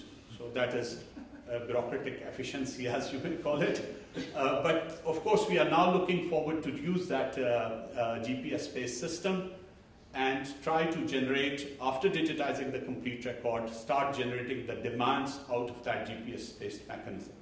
Once the demands are generated, that will eliminate the discretion that they have of either, number one, taxing or not taxing a property, number two, taxing it more or taxing it less, and then reducing the demand in lieu of some payments, off the record payments, or simply, just putting the pool together and taking a certain area out and bringing in a certain area in. So that is the first. The second is that we are also interested in linking that to one of the modern, any of the modern, in fact, payment systems, so that people do not need to come to a specified location to pay. They can sit at home, they can use a credit card, a debit card, or any of the other payment instruments to pay. And if they can do that, I think that will reduce the public tax collector interface, and I think some of the people coming from those countries will know that how important it is for people who are interested in paying taxes to do it easily.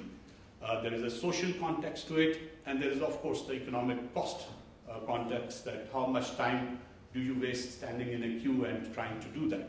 So we are trying to couple it with that, and that also fits in with the overall reform agenda that we have. Now, one more thing that I would like Ben to take into account, probably in this at some stage when we are formulating our final outcomes, is that we are trying to reward some of the people in terms of what they perform, and a small component of that is the economic incentive or the fiscal incentive coming out of it, that you get 1 or 1.5% of your basic salaries. Now, if we want to institutionalize it, and the only way for it to work is to institutionalize it, that would mean the taking away of the political power to appoint or hold people even when they are not performing in certain very lucrative assignments. Now, that is also a part of the agenda that we have to place and tag in or dovetail somewhere, because I can assure you from my own experience, a short experience, I've just been there for about 10 to 12 weeks, it is one of the most important components of non-performance. When people know that they can be there and they can continue to be there even when they are not performing in context of our social cultures, that becomes a major issue for tax administrators. And that also becomes a major issue for the taxpayers, because that is the kind of helplessness that comes out with it, that there is somebody who is being wrongly charged or wrongly assessed. He takes up the courage to go and appeal to the next higher authority, and sadly, to his utter dismay, he learns that not only that there is no relief available, but he is actually now being harassed. So for all times to come, he agrees to abide by whatever. So that is also a part of the agenda that we have to take, because the only problem with some of these academic research is that when we go into implementation, and of course there are hundreds of reasons for the bureaucracy and the state machinery in failing to implement that. There can be individual inefficiencies, there can be an overall rotting of the system over the years and decades.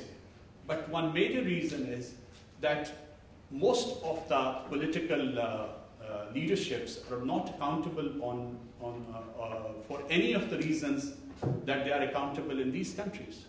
Nobody really evaluates when he goes to a vote booth, to a poll booth, that what was the performance of the government that I'm voting in or voting out in terms of tax collection, or what was the transparency of expenditure. Lately there has been some consensus that the transparencies of expenditure have been started, people are starting to take into account that, but how much is really, we will probably need much more evidence to get to that. Now, there are, Ben has talked about some of the distortions, the self-occupied versus the rented property. But it's just to give you an idea of what are the other things that we will need to take into account. this entire concept of eliminating the discretion of the tax authorities very well. It's good, you know, and personally, I'm one of those people who will definitely support that there should be as limited discretion available to a tax collector as is possible. But then again, we have to really differentiate between a documented and an undocumented economy. Here, when you take away the discretion, it is very, very simple. You have still means to ensure that the collections are being made correctly. But when you talk about, in our context, where properties on the same road may be generating, one out of them is generating 15 rupees per square foot, or say 12, 13 cents per square foot as a rental value. Another property is taking away about $6 to $7 per square foot.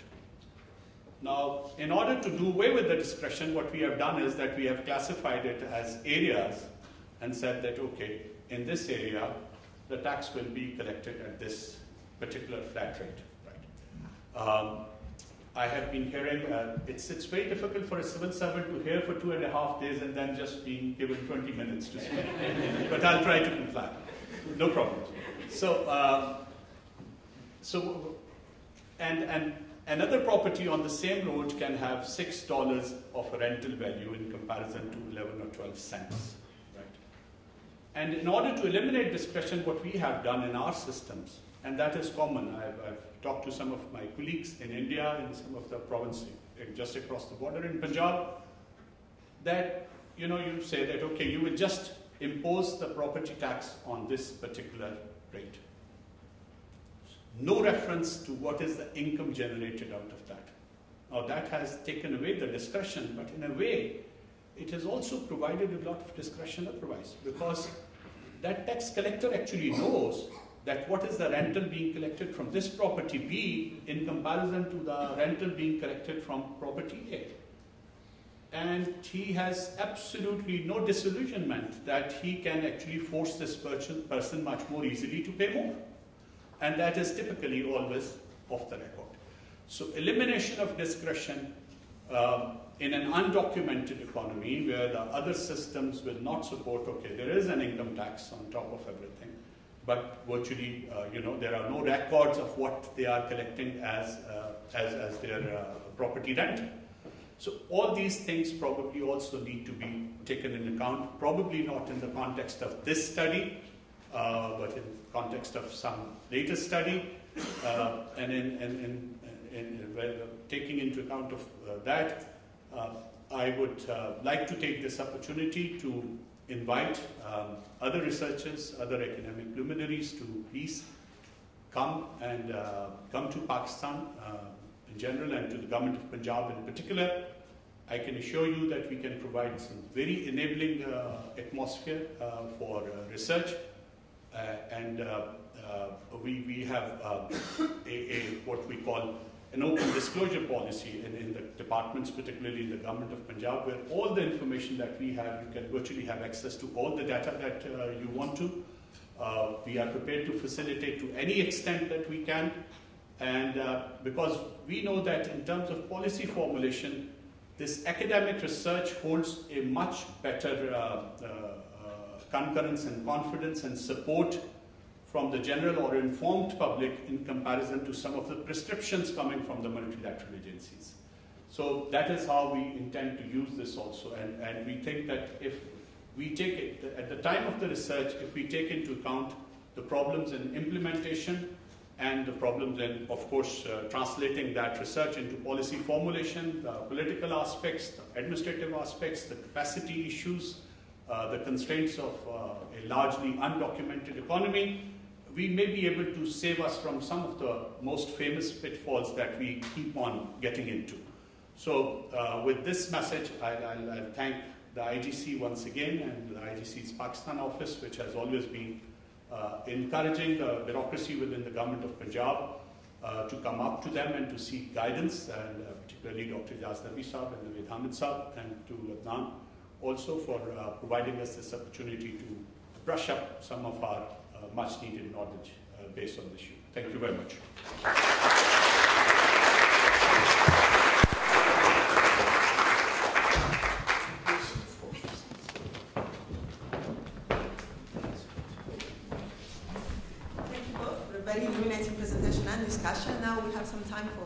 from the floor. Can I say one thing in response to the discussion? Yes, please. So I just wanted to thank the Secretary for his fantastic discussion of the project. I just wanted to add two things. First of all, for the audience as a whole, one thing that I don't think I highlighted in my presentation, but I was remiss in doing so, is this project was developed in very, very close collaboration with the department. And we've been working with the department for sort of more than 2 years now. And in particular, the treatments that I presented today were developed very closely with the department to sort of make sure they fit into the overall policy context. And so I think that that's great, and I think that also bodes well not just for making sure these are actual implementable policy designs, but also for the long-run kind of policy sustainability. And the second thing is I think the Secretary raised a number of interesting areas for sort of future ongoing work. One that I think has come up, and one is this question of sort of hiring and firing and postings and how people are posted in different positions. I think is a very important question, and one that we have been discussing ways in which we could study more systematically. The second one is the question of empowerment, and sort of how do you empower the taxpayers to sort of to protest and sort of make sure their voices are heard. That's another, I think, very important issue. And the third is the long-run implications of this. I think one of the questions that was raised by the Secretary is, over time, how will people adjust to these new incentives, and how will that change over time? And so I think studying these things not just for a year, but over the longer term is going to be very important for sort of really understanding how to make effective policy. So I just wanted to add those two comments. Thank you very much. Any questions, Raj? So I have two questions. I wanted to ask first how you all are thinking about addressing potential experimenter demand effects. So it seems like from your pilot evidence that the fixed wage and the incentive treatments had roughly similar impacts. I know that there's a lot of noise, so it's hard to tell, but that's potentially consistent with the view that the inspectors are changing their behavior because they want to impress their superiors as opposed to directly responding to these incentives. And my second question relates to the point you made about noise. So if I understood it correctly, the incentives are based relative to a benchmark of the prior year. And if that, so that's not true? It's three-year average. Oh, 3-year average. Okay, so I was just going to say it seems like that. Yeah, it was 3-year average. Because of noise. Okay, yeah. Okay, great. Maybe we do the one-on-one? Or you want to do No, I think I'll collect some, otherwise we'll just focus on one. Dr. Abel? Thank you very much, Ben, for this presentation. Actually, in urban property, movable property taxation, the valuation is very important. And you mentioned about that actually, that tax is levied on the annual rental of the property, and you have given the formula square footage of land and buildings multiplied. Do you think that this is there are some distortions in terms of widows, pensioners, owner who buy property, so on and so forth? Do you think that this formula is accurate or very pertinent? Because in Bangladesh, we are going to introduce property tax in the next budget. So we are very much interested in the valuation aspect of the property taxation. Secondly, revenue treatment. You have got the 3 dimensions. Revenue, actually, how you are, since you are talking in terms of incentive based on performance.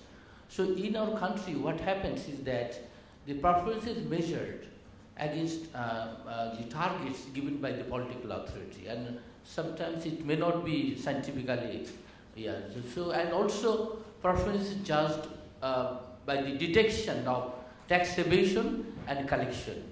So do you think that this type of this targeting based by the political authority may not accurately or scientifically reflect the true targeting? So how the performance can be measured in that way? And thirdly, I have got in the objective function, you mentioned accuracy of tax assessment. So in our country, there is universal self-assessment. In that case, whatever the taxpayer gives, we take it as the final. We go in very highly selective way, 2% or 3% for audit. So 2% audit, we may not accurately assess the tax assessment. So how do you go about that to ensure the accuracy of tax assessment? Thank you.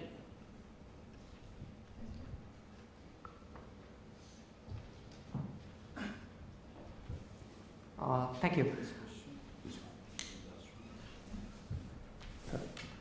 So this might be a little bit outside the purview of this particular research, but so if I take like those Dan Pink's video very seriously, it seems that monetary incentives sometimes run out of steam at some point, but the incentive to say, or incentive as designers like to grow or maybe say leadership, so people who are actually doing very well may be entrusted under certain scheme to supervise other folks. And since these are brokers, so like the opportunity to grow or like promotion, leadership, those might be even much better incentives to internalize the whole motivation in a little bit bigger scheme. So that might be interesting.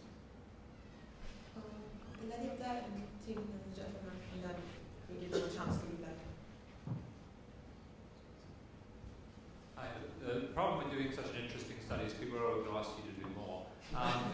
But I think one issue here that potentially by continuing the study for a while you could look at is the shifting of social norms among the tax inspectors. If you read the historical literature, for example, John Brewer's wonderful book on how Britain basically raised revenue in the early period, it's all about creating the right ethic and norms. I mean, we as economists instinctively come at it thinking through monetary incentives. It's sort of second nature, really. But the interesting question that you could study is whether by applying the treatment and then taking it away, do you actually have a persistent or non-persistent effect on behaviour? And there's a variety of things you can do thinking in those terms. But I think it's a really central issue in this whole area.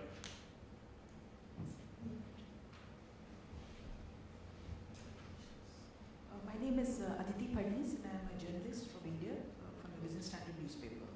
I'm much more interested in the what you mentioned about the politics of collecting tax. In India, we have faced a particular situation where certain areas which have suddenly become upscale, buildings are being used originally for residential purposes, but now for commercial purposes. Therefore, the rate of taxation that people have to pay is differential. But at the same time, there is a huge pressure to reconvert those areas from now commercial use to residential use. So this has created a lot of distortions, a lot of, and as you say, discussion comes into it. What is commercial? What is not commercial? Are a doctor's premises commercial? Are they not commercial? And so on. I'm just wondering how you managed to resolve this, if indeed you managed to resolve it at all, and how much it has affected the capacity to collect tax. We'll give now the speakers a chance to respond. So maybe a good division of this is I can take the questions that are more about the experimental design, maybe you can take more of the policy questions, but feel free to add more to what I say. Let me answer a couple of the different questions. First, in terms of this experimental demand index, it's something we've thought very hard about. One of the challenges with the wage treatment, and one of the reasons we decided not to go forward with it as a treatment, is it's not really, ex post talking to the guys, it wasn't really a pure fixed wage, in the sense that there was a lot of concerns. Well, if I don't behave properly, they're going to take it away, and what is it? So, we didn't really want to spend a whole treatment on something that wasn't actually kind of just a pure wage effect. Plus, there are other issues, back to the policy linkages, where pure wage treatments actually were, the government Punjab was moving away from these sort of pure honoraria, so it actually became logistically very difficult as well. So to answer this, we've got a bunch of different strategies. Number one is, you'll note we have 3 different rates for the incentives, 20%, 30%, 40%, and there's a discontinuity at where you jump in the rates, so we're going to use the RD there to look at whether there's a response to the higher incentive rate.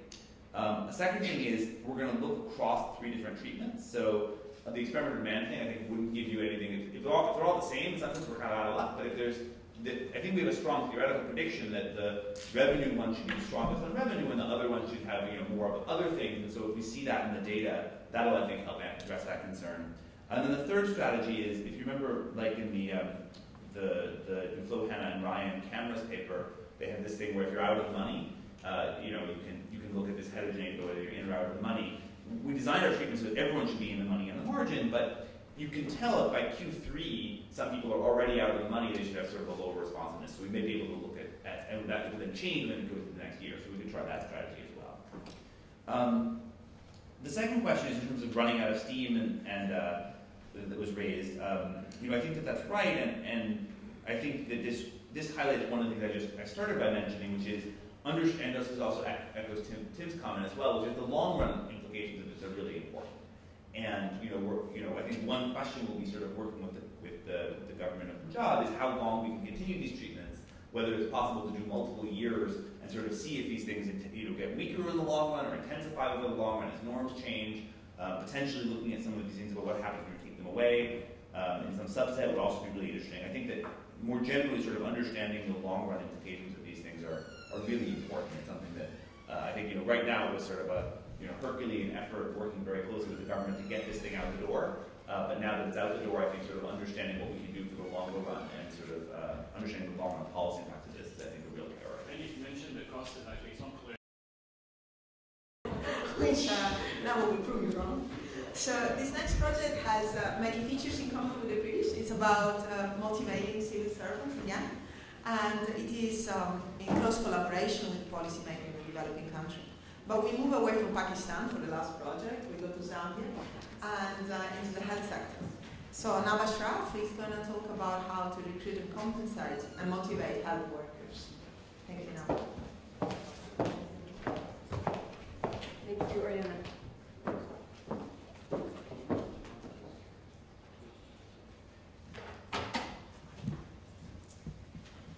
Okay, can everyone hear me? Yes. Great. So this project is actually joint with Oriana Bandera, so if you leave, then that would tell us something about Oriana. And Scott Lee, who's a MD PhD student at Harvard. And our collaborators at the Ministry of Health, particularly the Department of HR, Public Health and Nursing. And unfortunately, our collaborators, particularly from the Ministry of Health, couldn't be here, although many of our Zambian colleagues are. But they really are the ones driving this research, as you'll see. And the research is motivated by, for all of us really, by the disproportionate disease burden in the world that many states actually have to face. So this is a map of the world where the area of the country is proportionate to the amount of disease, and this is infant mortality, HIV, and malaria.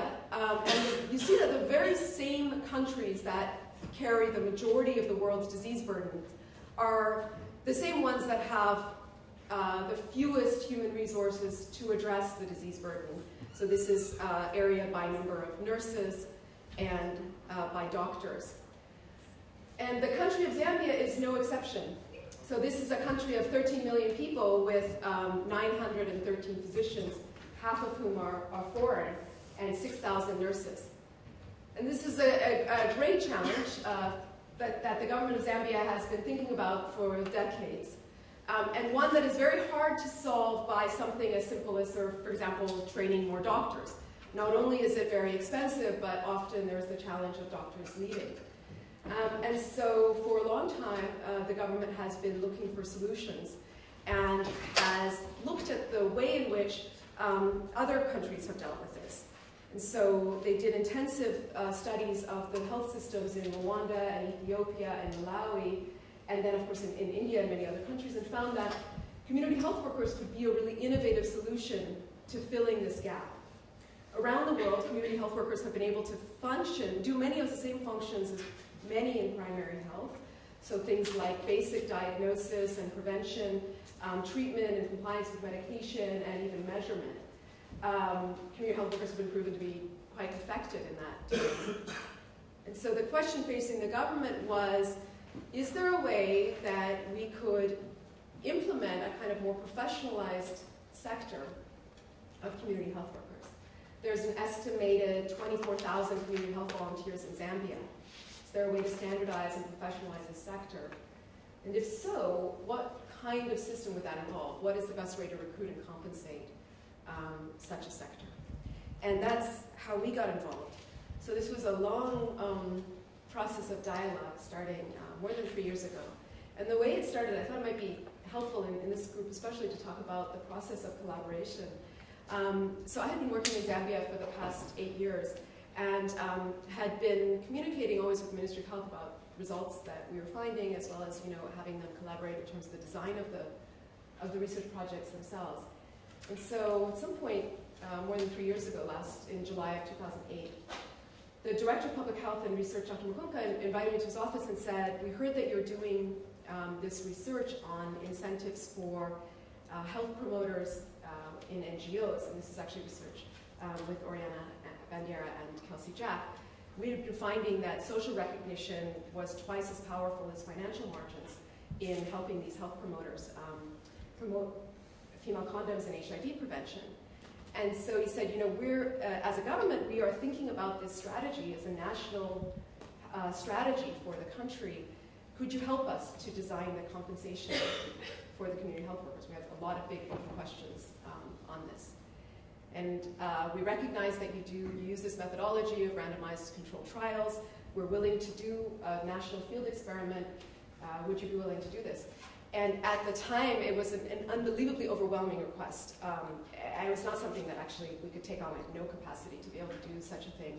And so I said that, but we also wanted to be helpful. So we created a report for the government that was essentially everything we could learn from all the other systems regarding compensation of community health workers.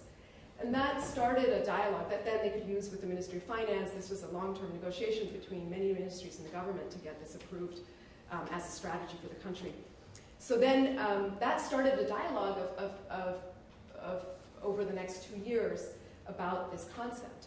And the next time we visited, we kept doing the dialogue. And finally, in July of 2010, we were all there. Actually, Scott and Oriana said, okay, come and we'll talk about the project. And so we're there, and they say, okay, we're going to start the project in next month. Can you please do this research? So we said, okay.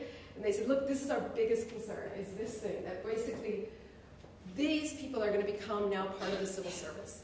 And what happens if they start to see themselves as civil servants? Does that mean that they're going to actually lose their connection to the community as the sort of what we think is the strongest part of the community health worker system? And how do we think about recruiting and compensating them, being able to retain them and train them? And so we just started to basically start the research. And the pilot was launched in August 2010 with 314 community health assistants as part of a national strategy that was to train 5,000 new, what are called community health assistants by 2015. And this was a much stricter criteria than all the community health volunteers. So you had to have grade 12 education, be a Zambian citizen, have a full year of training. So it was a much more professionalized sector. But the idea was that you'd be based at a rural health post in the most remote regions. You'd come from the community and get super trained and return to your same community, and that there'd be 2 CHAs per health post. So these are part of the pilot CHAs that were chosen and the school where the training had started. So the big questions of the ministry were, on the recruitment side, who are the right people to select?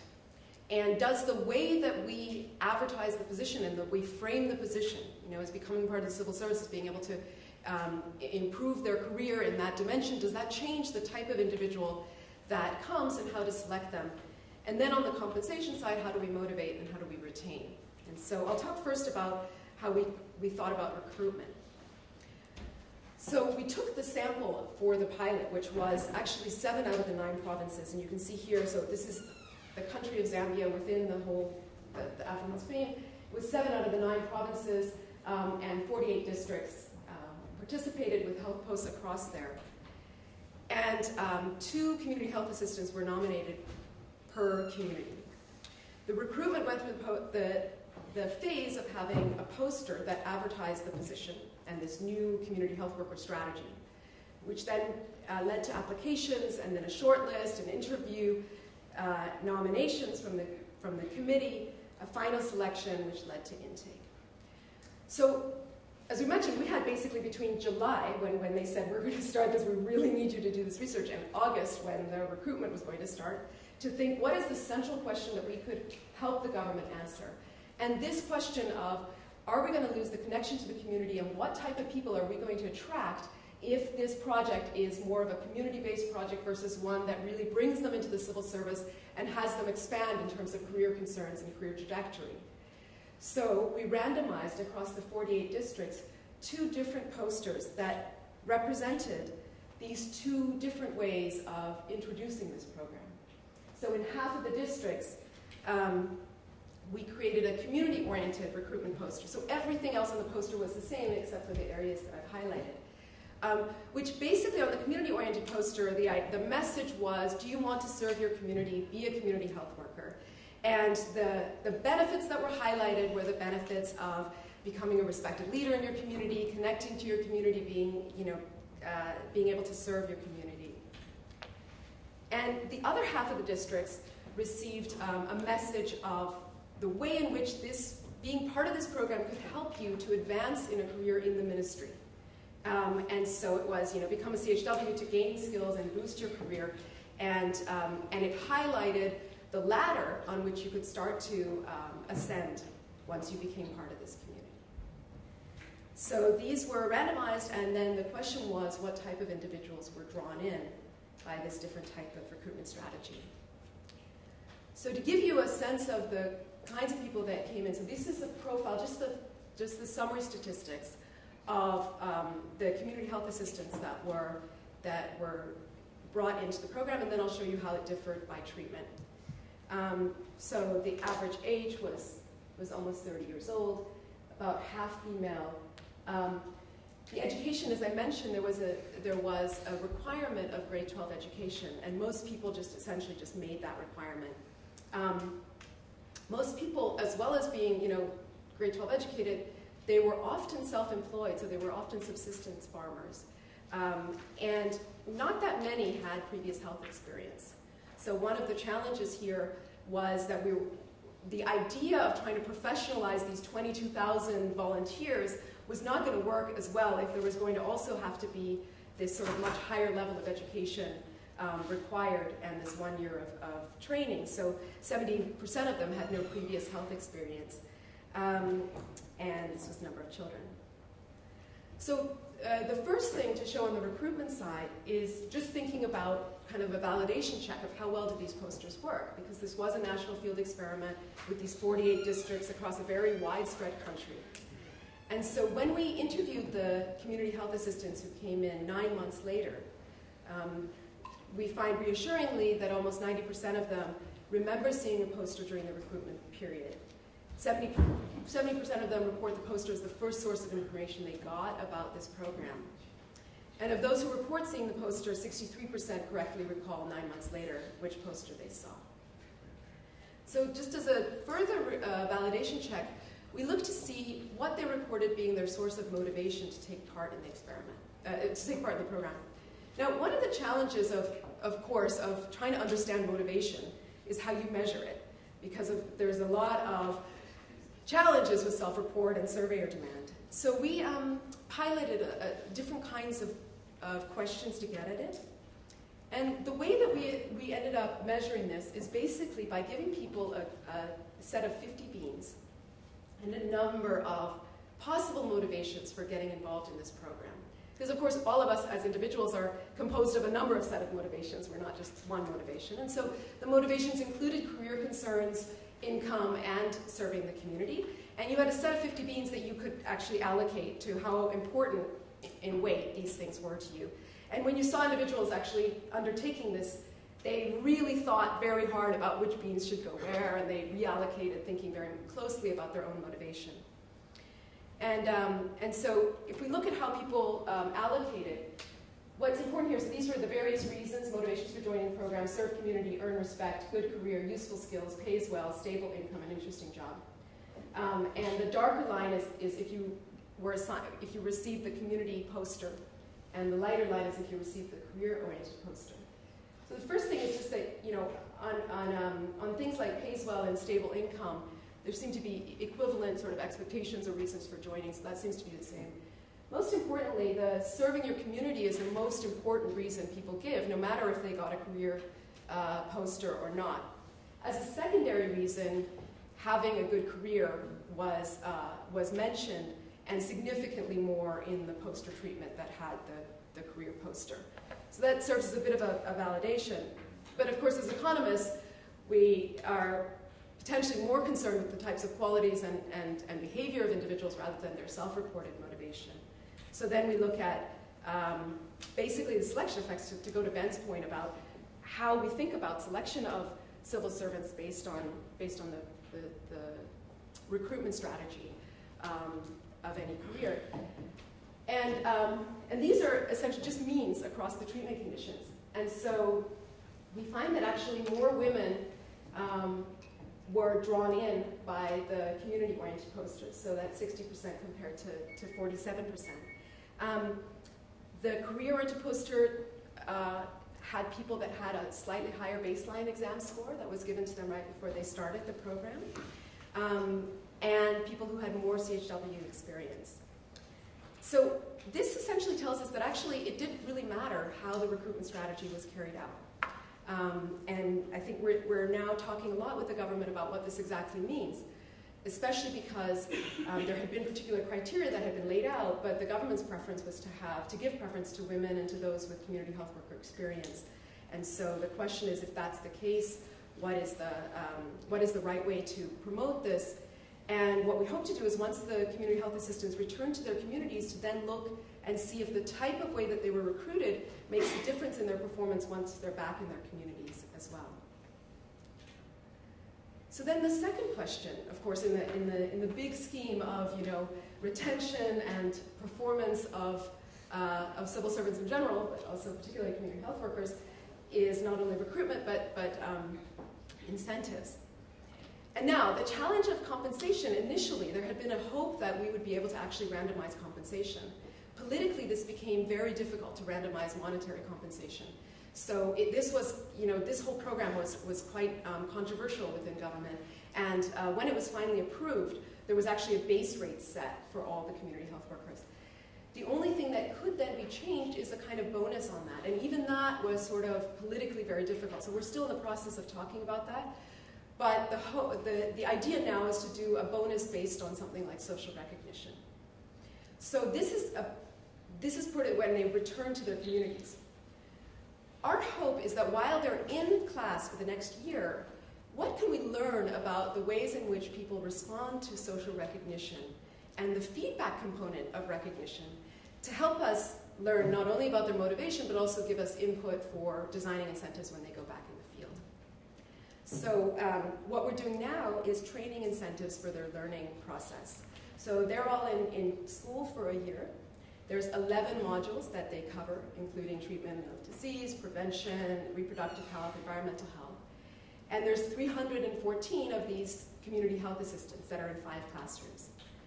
So we randomize them into their classrooms at the beginning of training, stratifying on gender, what treatment of the poster they got, their baseline exam score, and their previous health experience.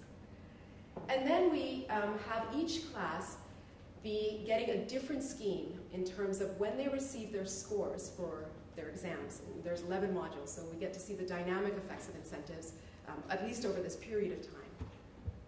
What is the difference between sort of how you receive your scores? And the way that we thought about the treatments were, and again, this was in collaboration both with the ministry and now with the teachers who had significant experience in the communities with these types of programs, was, what are the types of ways in which people might respond to feedback?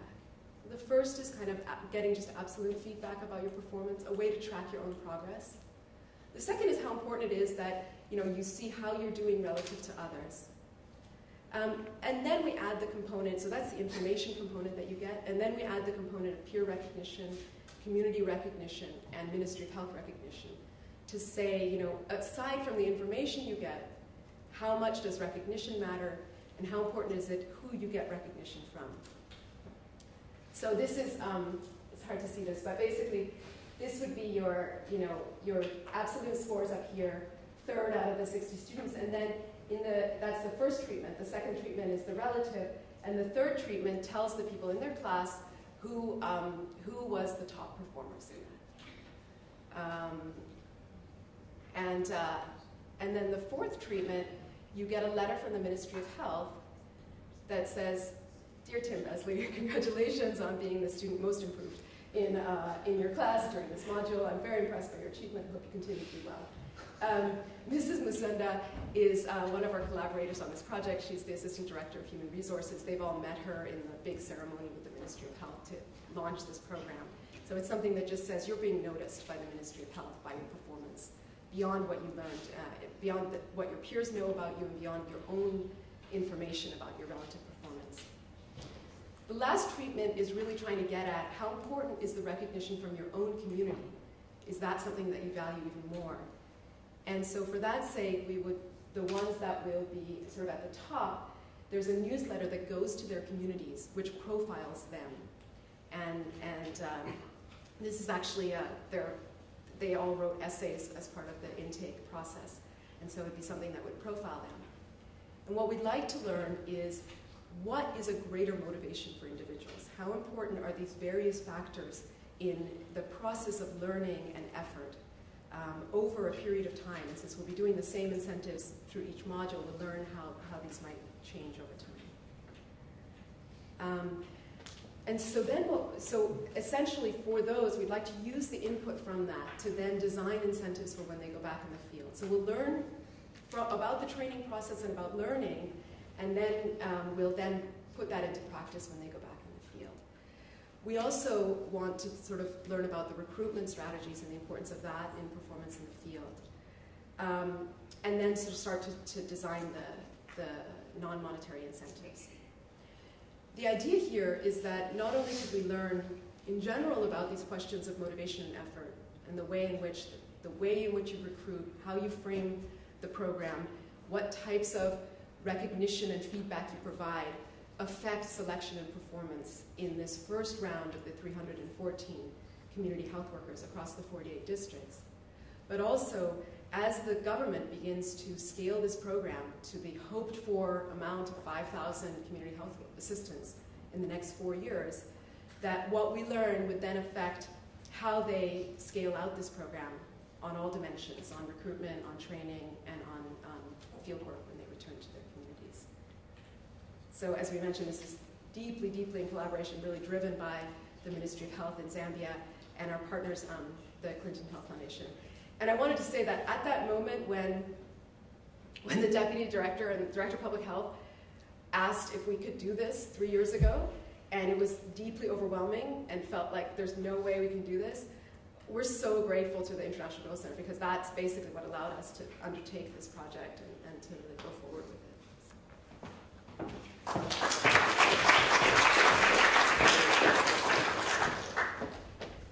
you so much. Now, as a discussion, we have Mrs. Ngozi Muntali, who's the Chief Policy Analyst at State House. And she deserves a very special thank for stepping in at the very last minute, because all our partners, the Minister of Health, are engaged in elections in Zambia, which I'm sure you all know about. And so, Mrs. stepping in at the last minute, and we're very, very thankful. Good afternoon to you all, and it's my pleasure to be here. Unfortunately, I'm quite nervous. I don't know what's happening back home, because we just had our elections yesterday.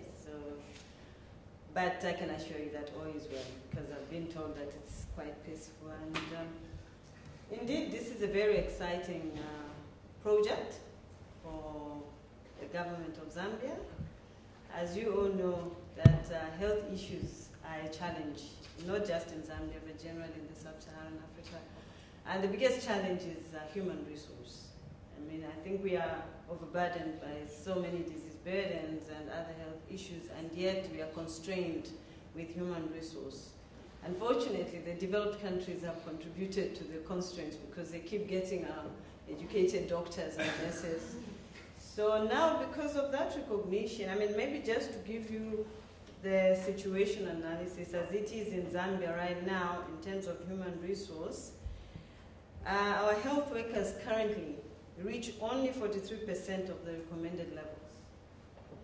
And most of them are in urban areas. So in rural areas, the situation is even worse. In certain cases, people have to travel distances of over 5 kilometers to the nearest health post.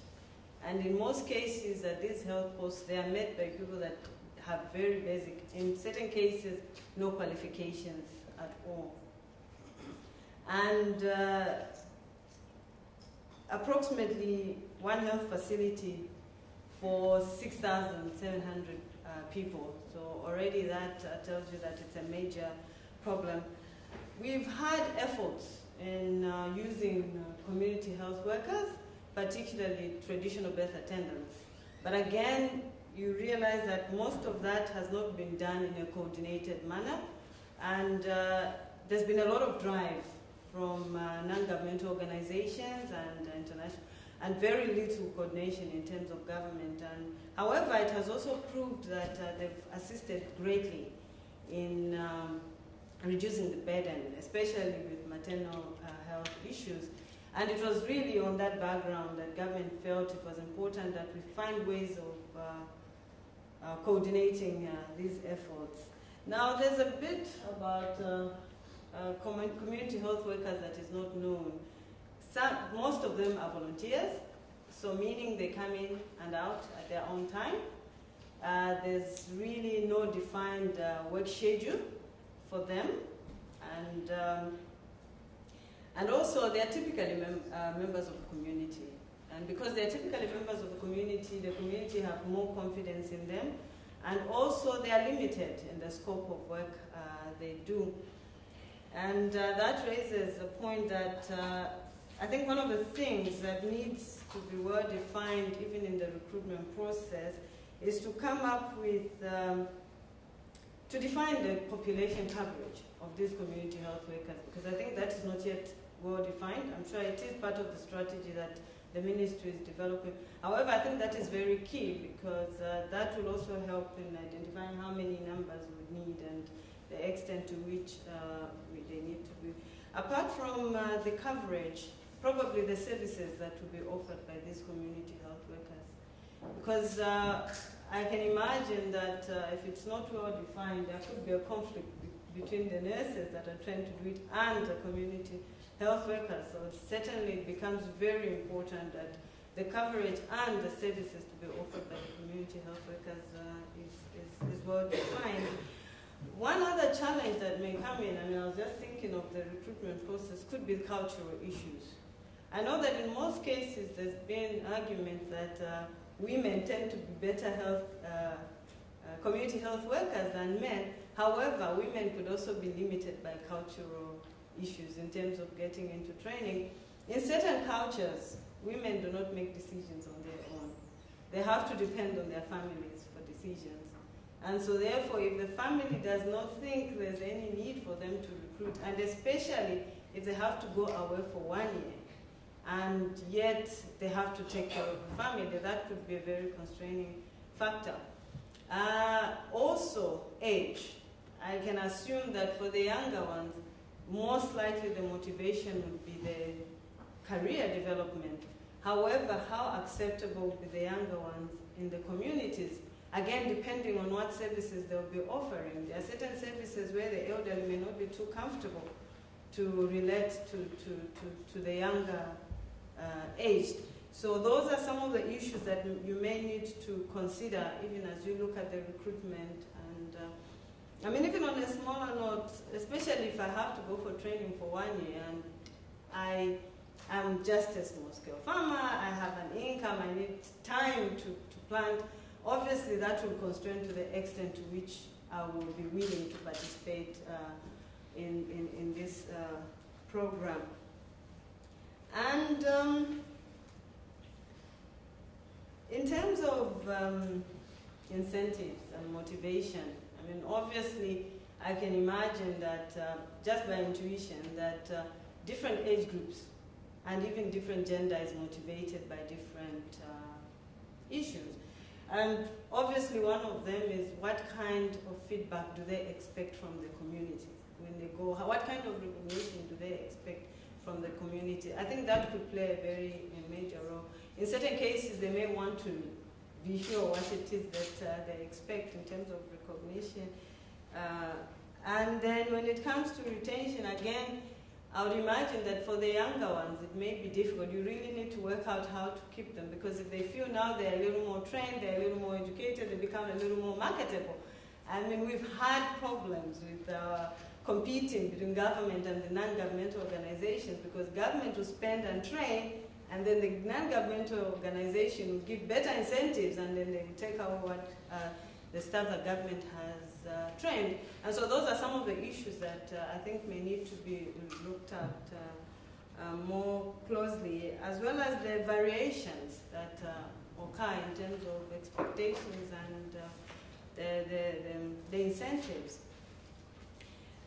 Most importantly, I think it's important that even at this stage, you design a feedback mechanism between the community health workers as well as the people that are being trained, because that certainly will create a base for future retention, recruitment, and incentives. I think it's important that right from the start it's designed and properly understood.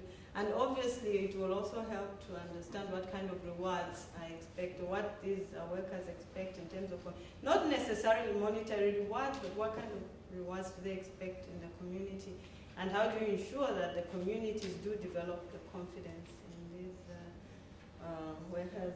Considering the time, I think I'll leave it at this, and thank you again so much to IGC for inviting me to be a discussant, and I really want to state that this is a very important program for the government of Zambia, because we do hope that it will fill up some gap in the challenges we're having in the health sector. I thank you.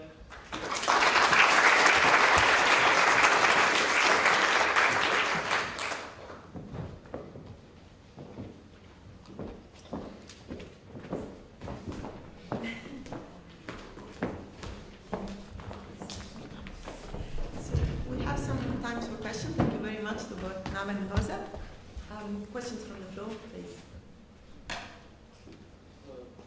There was some experience in India in this context, like they were called barefoot doctors. Now, the experience was not very happy in northeastern. Sorry.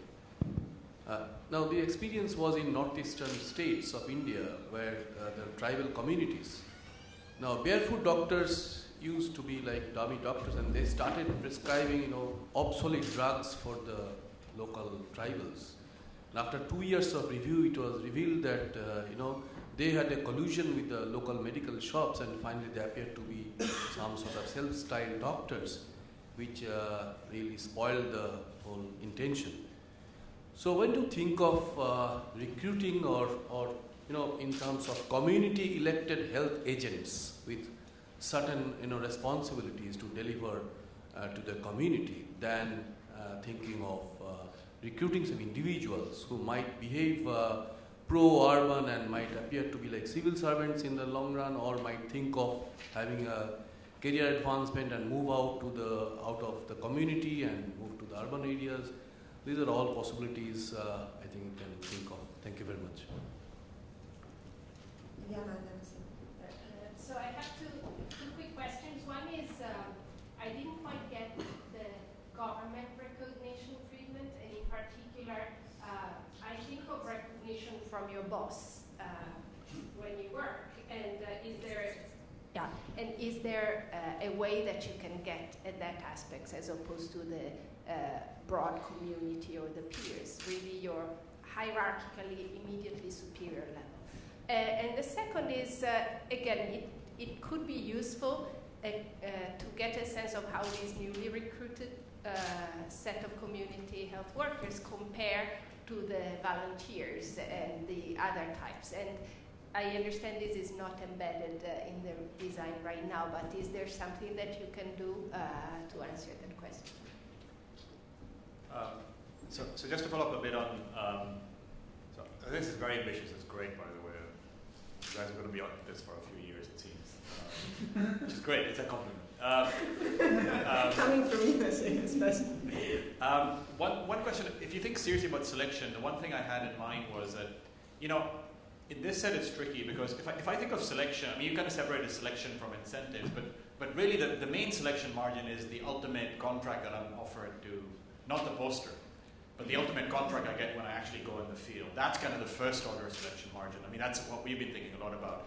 And so I know in this sample you can't do that because you did an underestimate in terms of it's a very weak treatment. You get effects as grade, right? So, but once you decide what the final treatment is going to be, it'd be nice if you then go back and again relook at selection and the other guys, because you have to select a lot more people, right? This is continuing.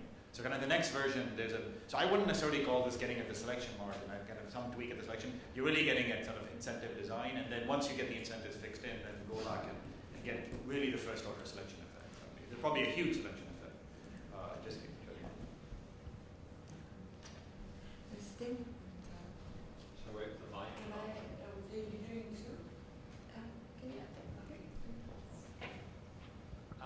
I have a somewhat vague question, but it's more about the context than it's specifically about the treatment. So if one thinks of countries, other countries I know about better than Zambia, there's typically a large NGO sector involved in delivering health alongside the government sector.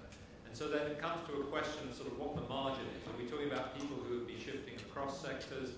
Is the NGO sector genuinely better at harnessing motivation? And so there's a question about whether actually you want to strengthen government in every context. I know that's a terrible thing to say, but there's a genuine sort of bigger picture question about the way in which you have an organizational structure to deliver, and how do you see your study fitting in, if at all, to that wider set of issues? There was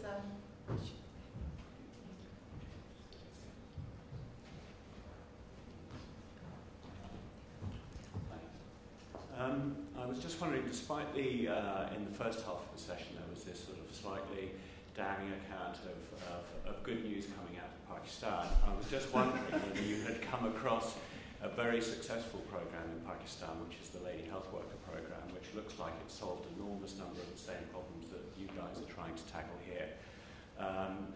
Pakistan's Lady Health Worker program has moved from 36,000 lady health workers in 2001-2 to nearly 100,000, covering 100 million people. And some of the problems that you're addressing have been resolved and further nuanced over the 15 years that program's been ongoing.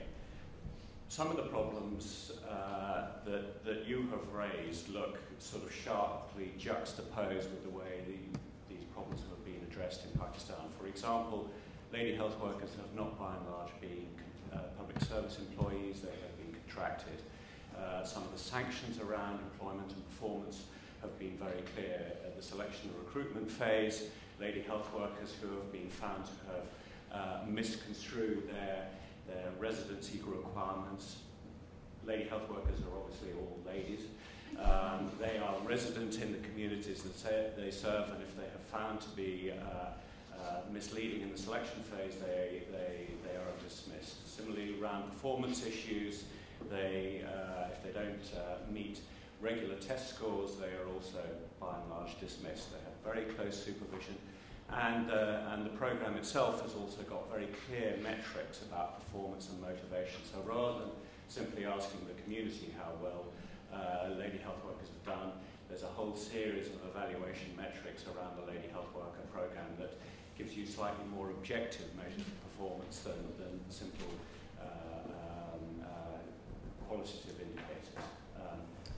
Just a quick question on that. Is that, you said that they were contracted, it's still administered by the government, is it not, or is it? Yes, yeah. They're contracted employees, now increasingly decentralized to the provinces under the 18th Amendment. Yeah. Actually, maybe, yes. I think some of the advantages of or the positives of the Lady Health Workers program has just been pointed out. The change that has come is that they were contracted in the first phase, but last year they have been converted into permanent employees. One thing that would be particularly of a lot of importance to you is that they were initially taken in with a very specified scope of work, which was child and infant and maternal mortalities. And of course, the allied issues of contraceptives and overall reproductive health attached to that. Over a period of time, what has happened out there is that because of the traditional inefficiencies of the other huge public sector, basic health units upwards to the primary health, there's a huge enterprise in the primary health sector, which is public sector rule. All those responsibilities on the preventive side, which were traditionally, to be administered by that primary health cadre, they have started to shift that slowly and steadily to the lady health workers, since they are community-based and it is, they have a smaller number of people to cover. But what has happened over time that the essential focus of the program, which was the infant and maternal mortality, that has started to lose out because there is so much of crowding of activities which is now being put onto the lady health service. And that might happen anywhere because the primary health standards in countries like us, Zambia and others, they're virtually the same. So just note of caution that that has to be taken into account. Thank you. Let's take a last question, Rachel. This is the problem of following Pakistan. I just wanted to also jump in on that. I just want to put a slight note of caution on whether we really know that the lady health workers in Pakistan are doing quite as well as is touted. When I tried to do a project with them, and this is obviously, it's going to vary a lot in different parts of Pakistan, but my general impression was they had a long list of things and they weren't doing any of them. Okay, I think running out of time, so we'll be evicted soon, so okay, should get a chance to. All right. Yeah, I think, you know, these questions are all very related. So let me sort of bring up this issue of the task shifting from different sources, and it sort of goes to what Eliana was talking about also in terms of the comparison to other volunteers, the role of nurses. So this is a big question actually that the government faces too in terms of, so initially, you know how I said that this was quite controversial. This was very controversial from the Ministry of Finance. It was super controversial from the Nurses Union. So they opposed this program for a long time because they thought it was going to substitute for the nurses' work. And then there was a long process of sort of negotiation with them, and this is seen now very much as complementary. But it had to be very specified how their scope of work was different and the extent to which they were in much more remote areas than nurses were. So there's, I think, more coordination on the nurses' side. What's going to be very interesting is when these community health assistants go back and all of those who were previously volunteers will now be a little bit under the supervision of now this community health assistant who's going to be slightly above. And if that's going to crowd out their motivation, the ones who are going to continue to be volunteers. So that's sort of to be seen. To go to Tim's question about the context, part of what motivated this was in fact that there were so many NGOs who were running community health worker programs that there was no standardization across them. So CARE International, for example, they report 19,000 community health workers, but then they realize that actually the same community health workers are working on their same programs and they report them working 3 times, but they don't tell CARE that they're working on other CARE programs. And so it's actually been a really big problem. And just like our wonderful discussant talked about, there's a really big challenge of people jumping from NGO to NGO as soon as there's another higher income. And the NGOs will come in. The one challenge with the NGOs is that there will be a very limited project cycle. They'll come in, they'll ask them for a small amount with a very high salary, and then they'll move on. So the reason that the government wanted to think about the career trajectory was that they thought their assessment was that people would be very interested in a longer term, more stable career, and this would actually allow for standardization. Initially, the project strategy was even more ambitious than what we pointed out. It was actually to standardize pay across all the NGOs. So the idea was actually for the government to set the standards for all of the NGOs. That hasn't happened as much, but the hope is still that there would be coordination among all the NGOs with this. I'm just wondering that I think the selection thing is definitely very important. So I think that's something we really want to look at. No, we absolutely want to look at it. When we designed these posters, the government couldn't commit to a pay scheme, so we couldn't announce different pay schemes. Which I think that would have been really, yeah. Yeah, it would have been the number one thing that we would have liked to do. So hopefully they will commit to a pay scheme and we'll be able to announce it once we start the second round of recruiting. Particularly just on the pay scheme, with Ngosa's point about women, for example.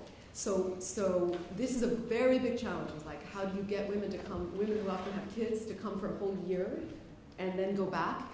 And the women, and exactly as you pointed out, there's a lot of inter-household challenges with that. And what they told us is that actually often their husbands would be more convinced when they said that they would be actually bringing money back, that they would be in a paid position, and so that helped with that. Perhaps I clarify to Eliana's question about your direct superior motivating. So in the context of the school, the direct superior is Mrs. Mzonda. So it could have been the teachers, but those would be too close to them, so that one level above is missing. So when we translate this to the field, we're thinking perhaps of the district officer signing the letter, not the Minister of Health themselves. So because all of these, what we learn here in the classroom will have to be translated once we implement it on the field, but the spirit is your direct superior congratulated. That's exactly what we want to learn, is how important is it that you have your direct superior, someone who has some kind of responsibility for your career trajectory versus your community. And on the community recognition, also to discuss this point, we've been trying to think about this a lot. So what we showed you is our current thinking about what to do. We still have some time to design that part. And we'd love to find a mechanism. Traditionally, there's been a hope that community recognition would be impactful for community health workers, but it hasn't always been the case that communities have a way of recognizing their community health workers. So our idea was that this newsletter would provide a mechanism, but there could be lots of other ways. So I think it's time to thank all the presenters, all the discussants, and a very interesting discussion from the floor as well. I believe there is lunch being served outside. We're being evicted as we speak. So thank you, everybody.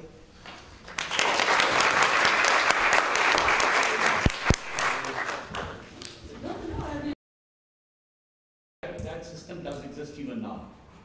A clerk at the lower end of the taxation regime, the lowest of the enforcers, he can also become an excise and taxation officer, or for that matter, even a director. If he performs well, if he has a clean record, if he continues to improve his educational qualifications, so he can get to the leadership role in any case. Same is the case for an inspector. There are different entry levels. There is a level of clerk and constable at the lowest end, and then the excise and taxation officer at the middle management level, going up to the director and the director general within the taxation machine. But those incentives are already there. And those incentives are typically plagued by the bureaucratic norm of the first coming and the first retiring syndrome. If you have joined a day earlier, subject to the same qualification, you are in a queue and you are going to get to a higher scale only after those on top of you, irrespective of their qualifications, their transparency, their work, their contribution, they are going to either go or retire or die or whatever.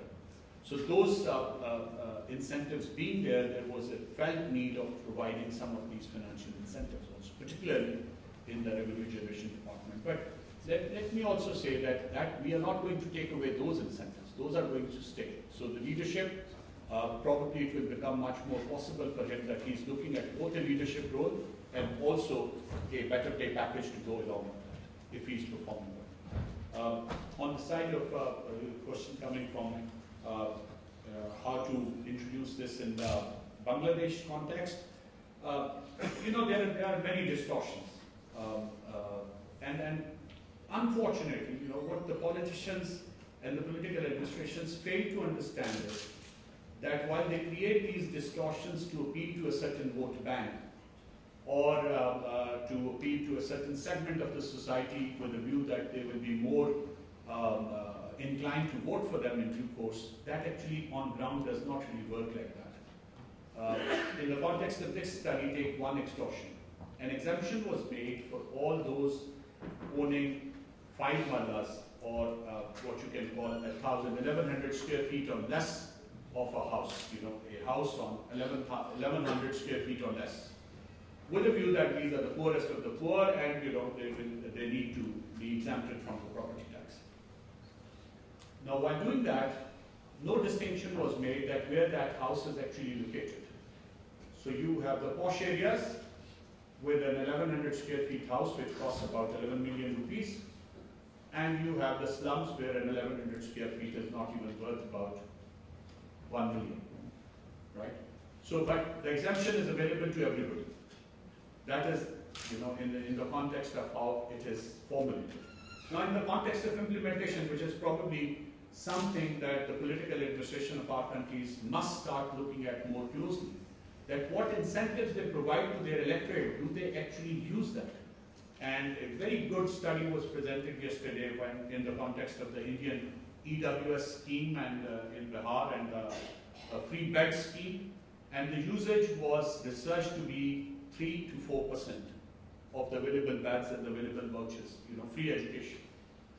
Now, in our case, in the context of the property tax, the inspector is still at liberty to issue a notice to that. And it will then depend on the information base of that particular household and whether he actually knows that there is one such incentive available from the government or not. And given the general literacy and the lack of, or the gap of communication between the government and the people, generally, most of those people actually do not know that their property is exempted as a political incentive. So what they end up doing is that they still charge them. The same is the case with, classifying different areas as A or B or C areas. This is again a distortion. You must tax the property. Then let me just point out, I carried out a survey of the greater Lahore. And Lahore is one of those cities which is very fastly expanding in Punjab. And some of the populations that have just come up in the last 8 to 10 years, we just took a survey of that. And out of about 30,000 posh properties that we surveyed, we were told that only 6,300 have been assessed on rent as rented properties, while the remaining 23,000 have been assessed as self-occupied properties, which is, say, a ratio of about 1 to 5.5. When we compare that over the general ratio of similar localities which are already under assessment or which were there 2000 or before that, you will be amazed that this ratio is about 1 to 2.5. And these properties, which are new properties, are actually more likely to be rented properties because these are mostly second houses or houses built by expats who rent them typically and use the rental income for their families living in the rural areas as such. So all these distortions will, if you intend to introduce a system there, I think you have a very good case to learn from Pakistan and Punjab, and also from this study that we are carrying out. So it would be better to take care of these distortions at the start rather than trying to find out the ways later. Now, the final thing, the politics of collecting taxes, I think, the politics of collecting taxes, I think it's a long end dream that one should think that it is going to go away. We can't really wish it to. And as I said, that the politics of taxation is everywhere. This is, my own humble opinion, and there are much more educated people sitting here. It's everywhere, the politics of taxation. The question is finding the equilibrium where this politicization also matches the needs of a state to survive and to serve its people efficiently and to provide all those which come into the realm of public goods and services and provide them in a manner that is, that can be favorably linked to the overall status of the majority of the people. So in case that, this politics gets into a negative effect on that and you are not generating enough taxes to provide the majority of the people those goods and services, I think you have a serious case for a very, very quick review. But in case, you have found that equilibrium or you are even close to that equilibrium, then it will only be further improvement in studies. Thank you very much. This project just gets better and better every year, so we really look forward to hearing from you next year. For our next project now, we're going to, sorry, Anna wants to. I don't. I suggest that one wants coffee. He doesn't get it because we'll be running out of time. So I don't know. This, everybody's going to know the coffee when he says terrible. And you're competing with coffee. I know.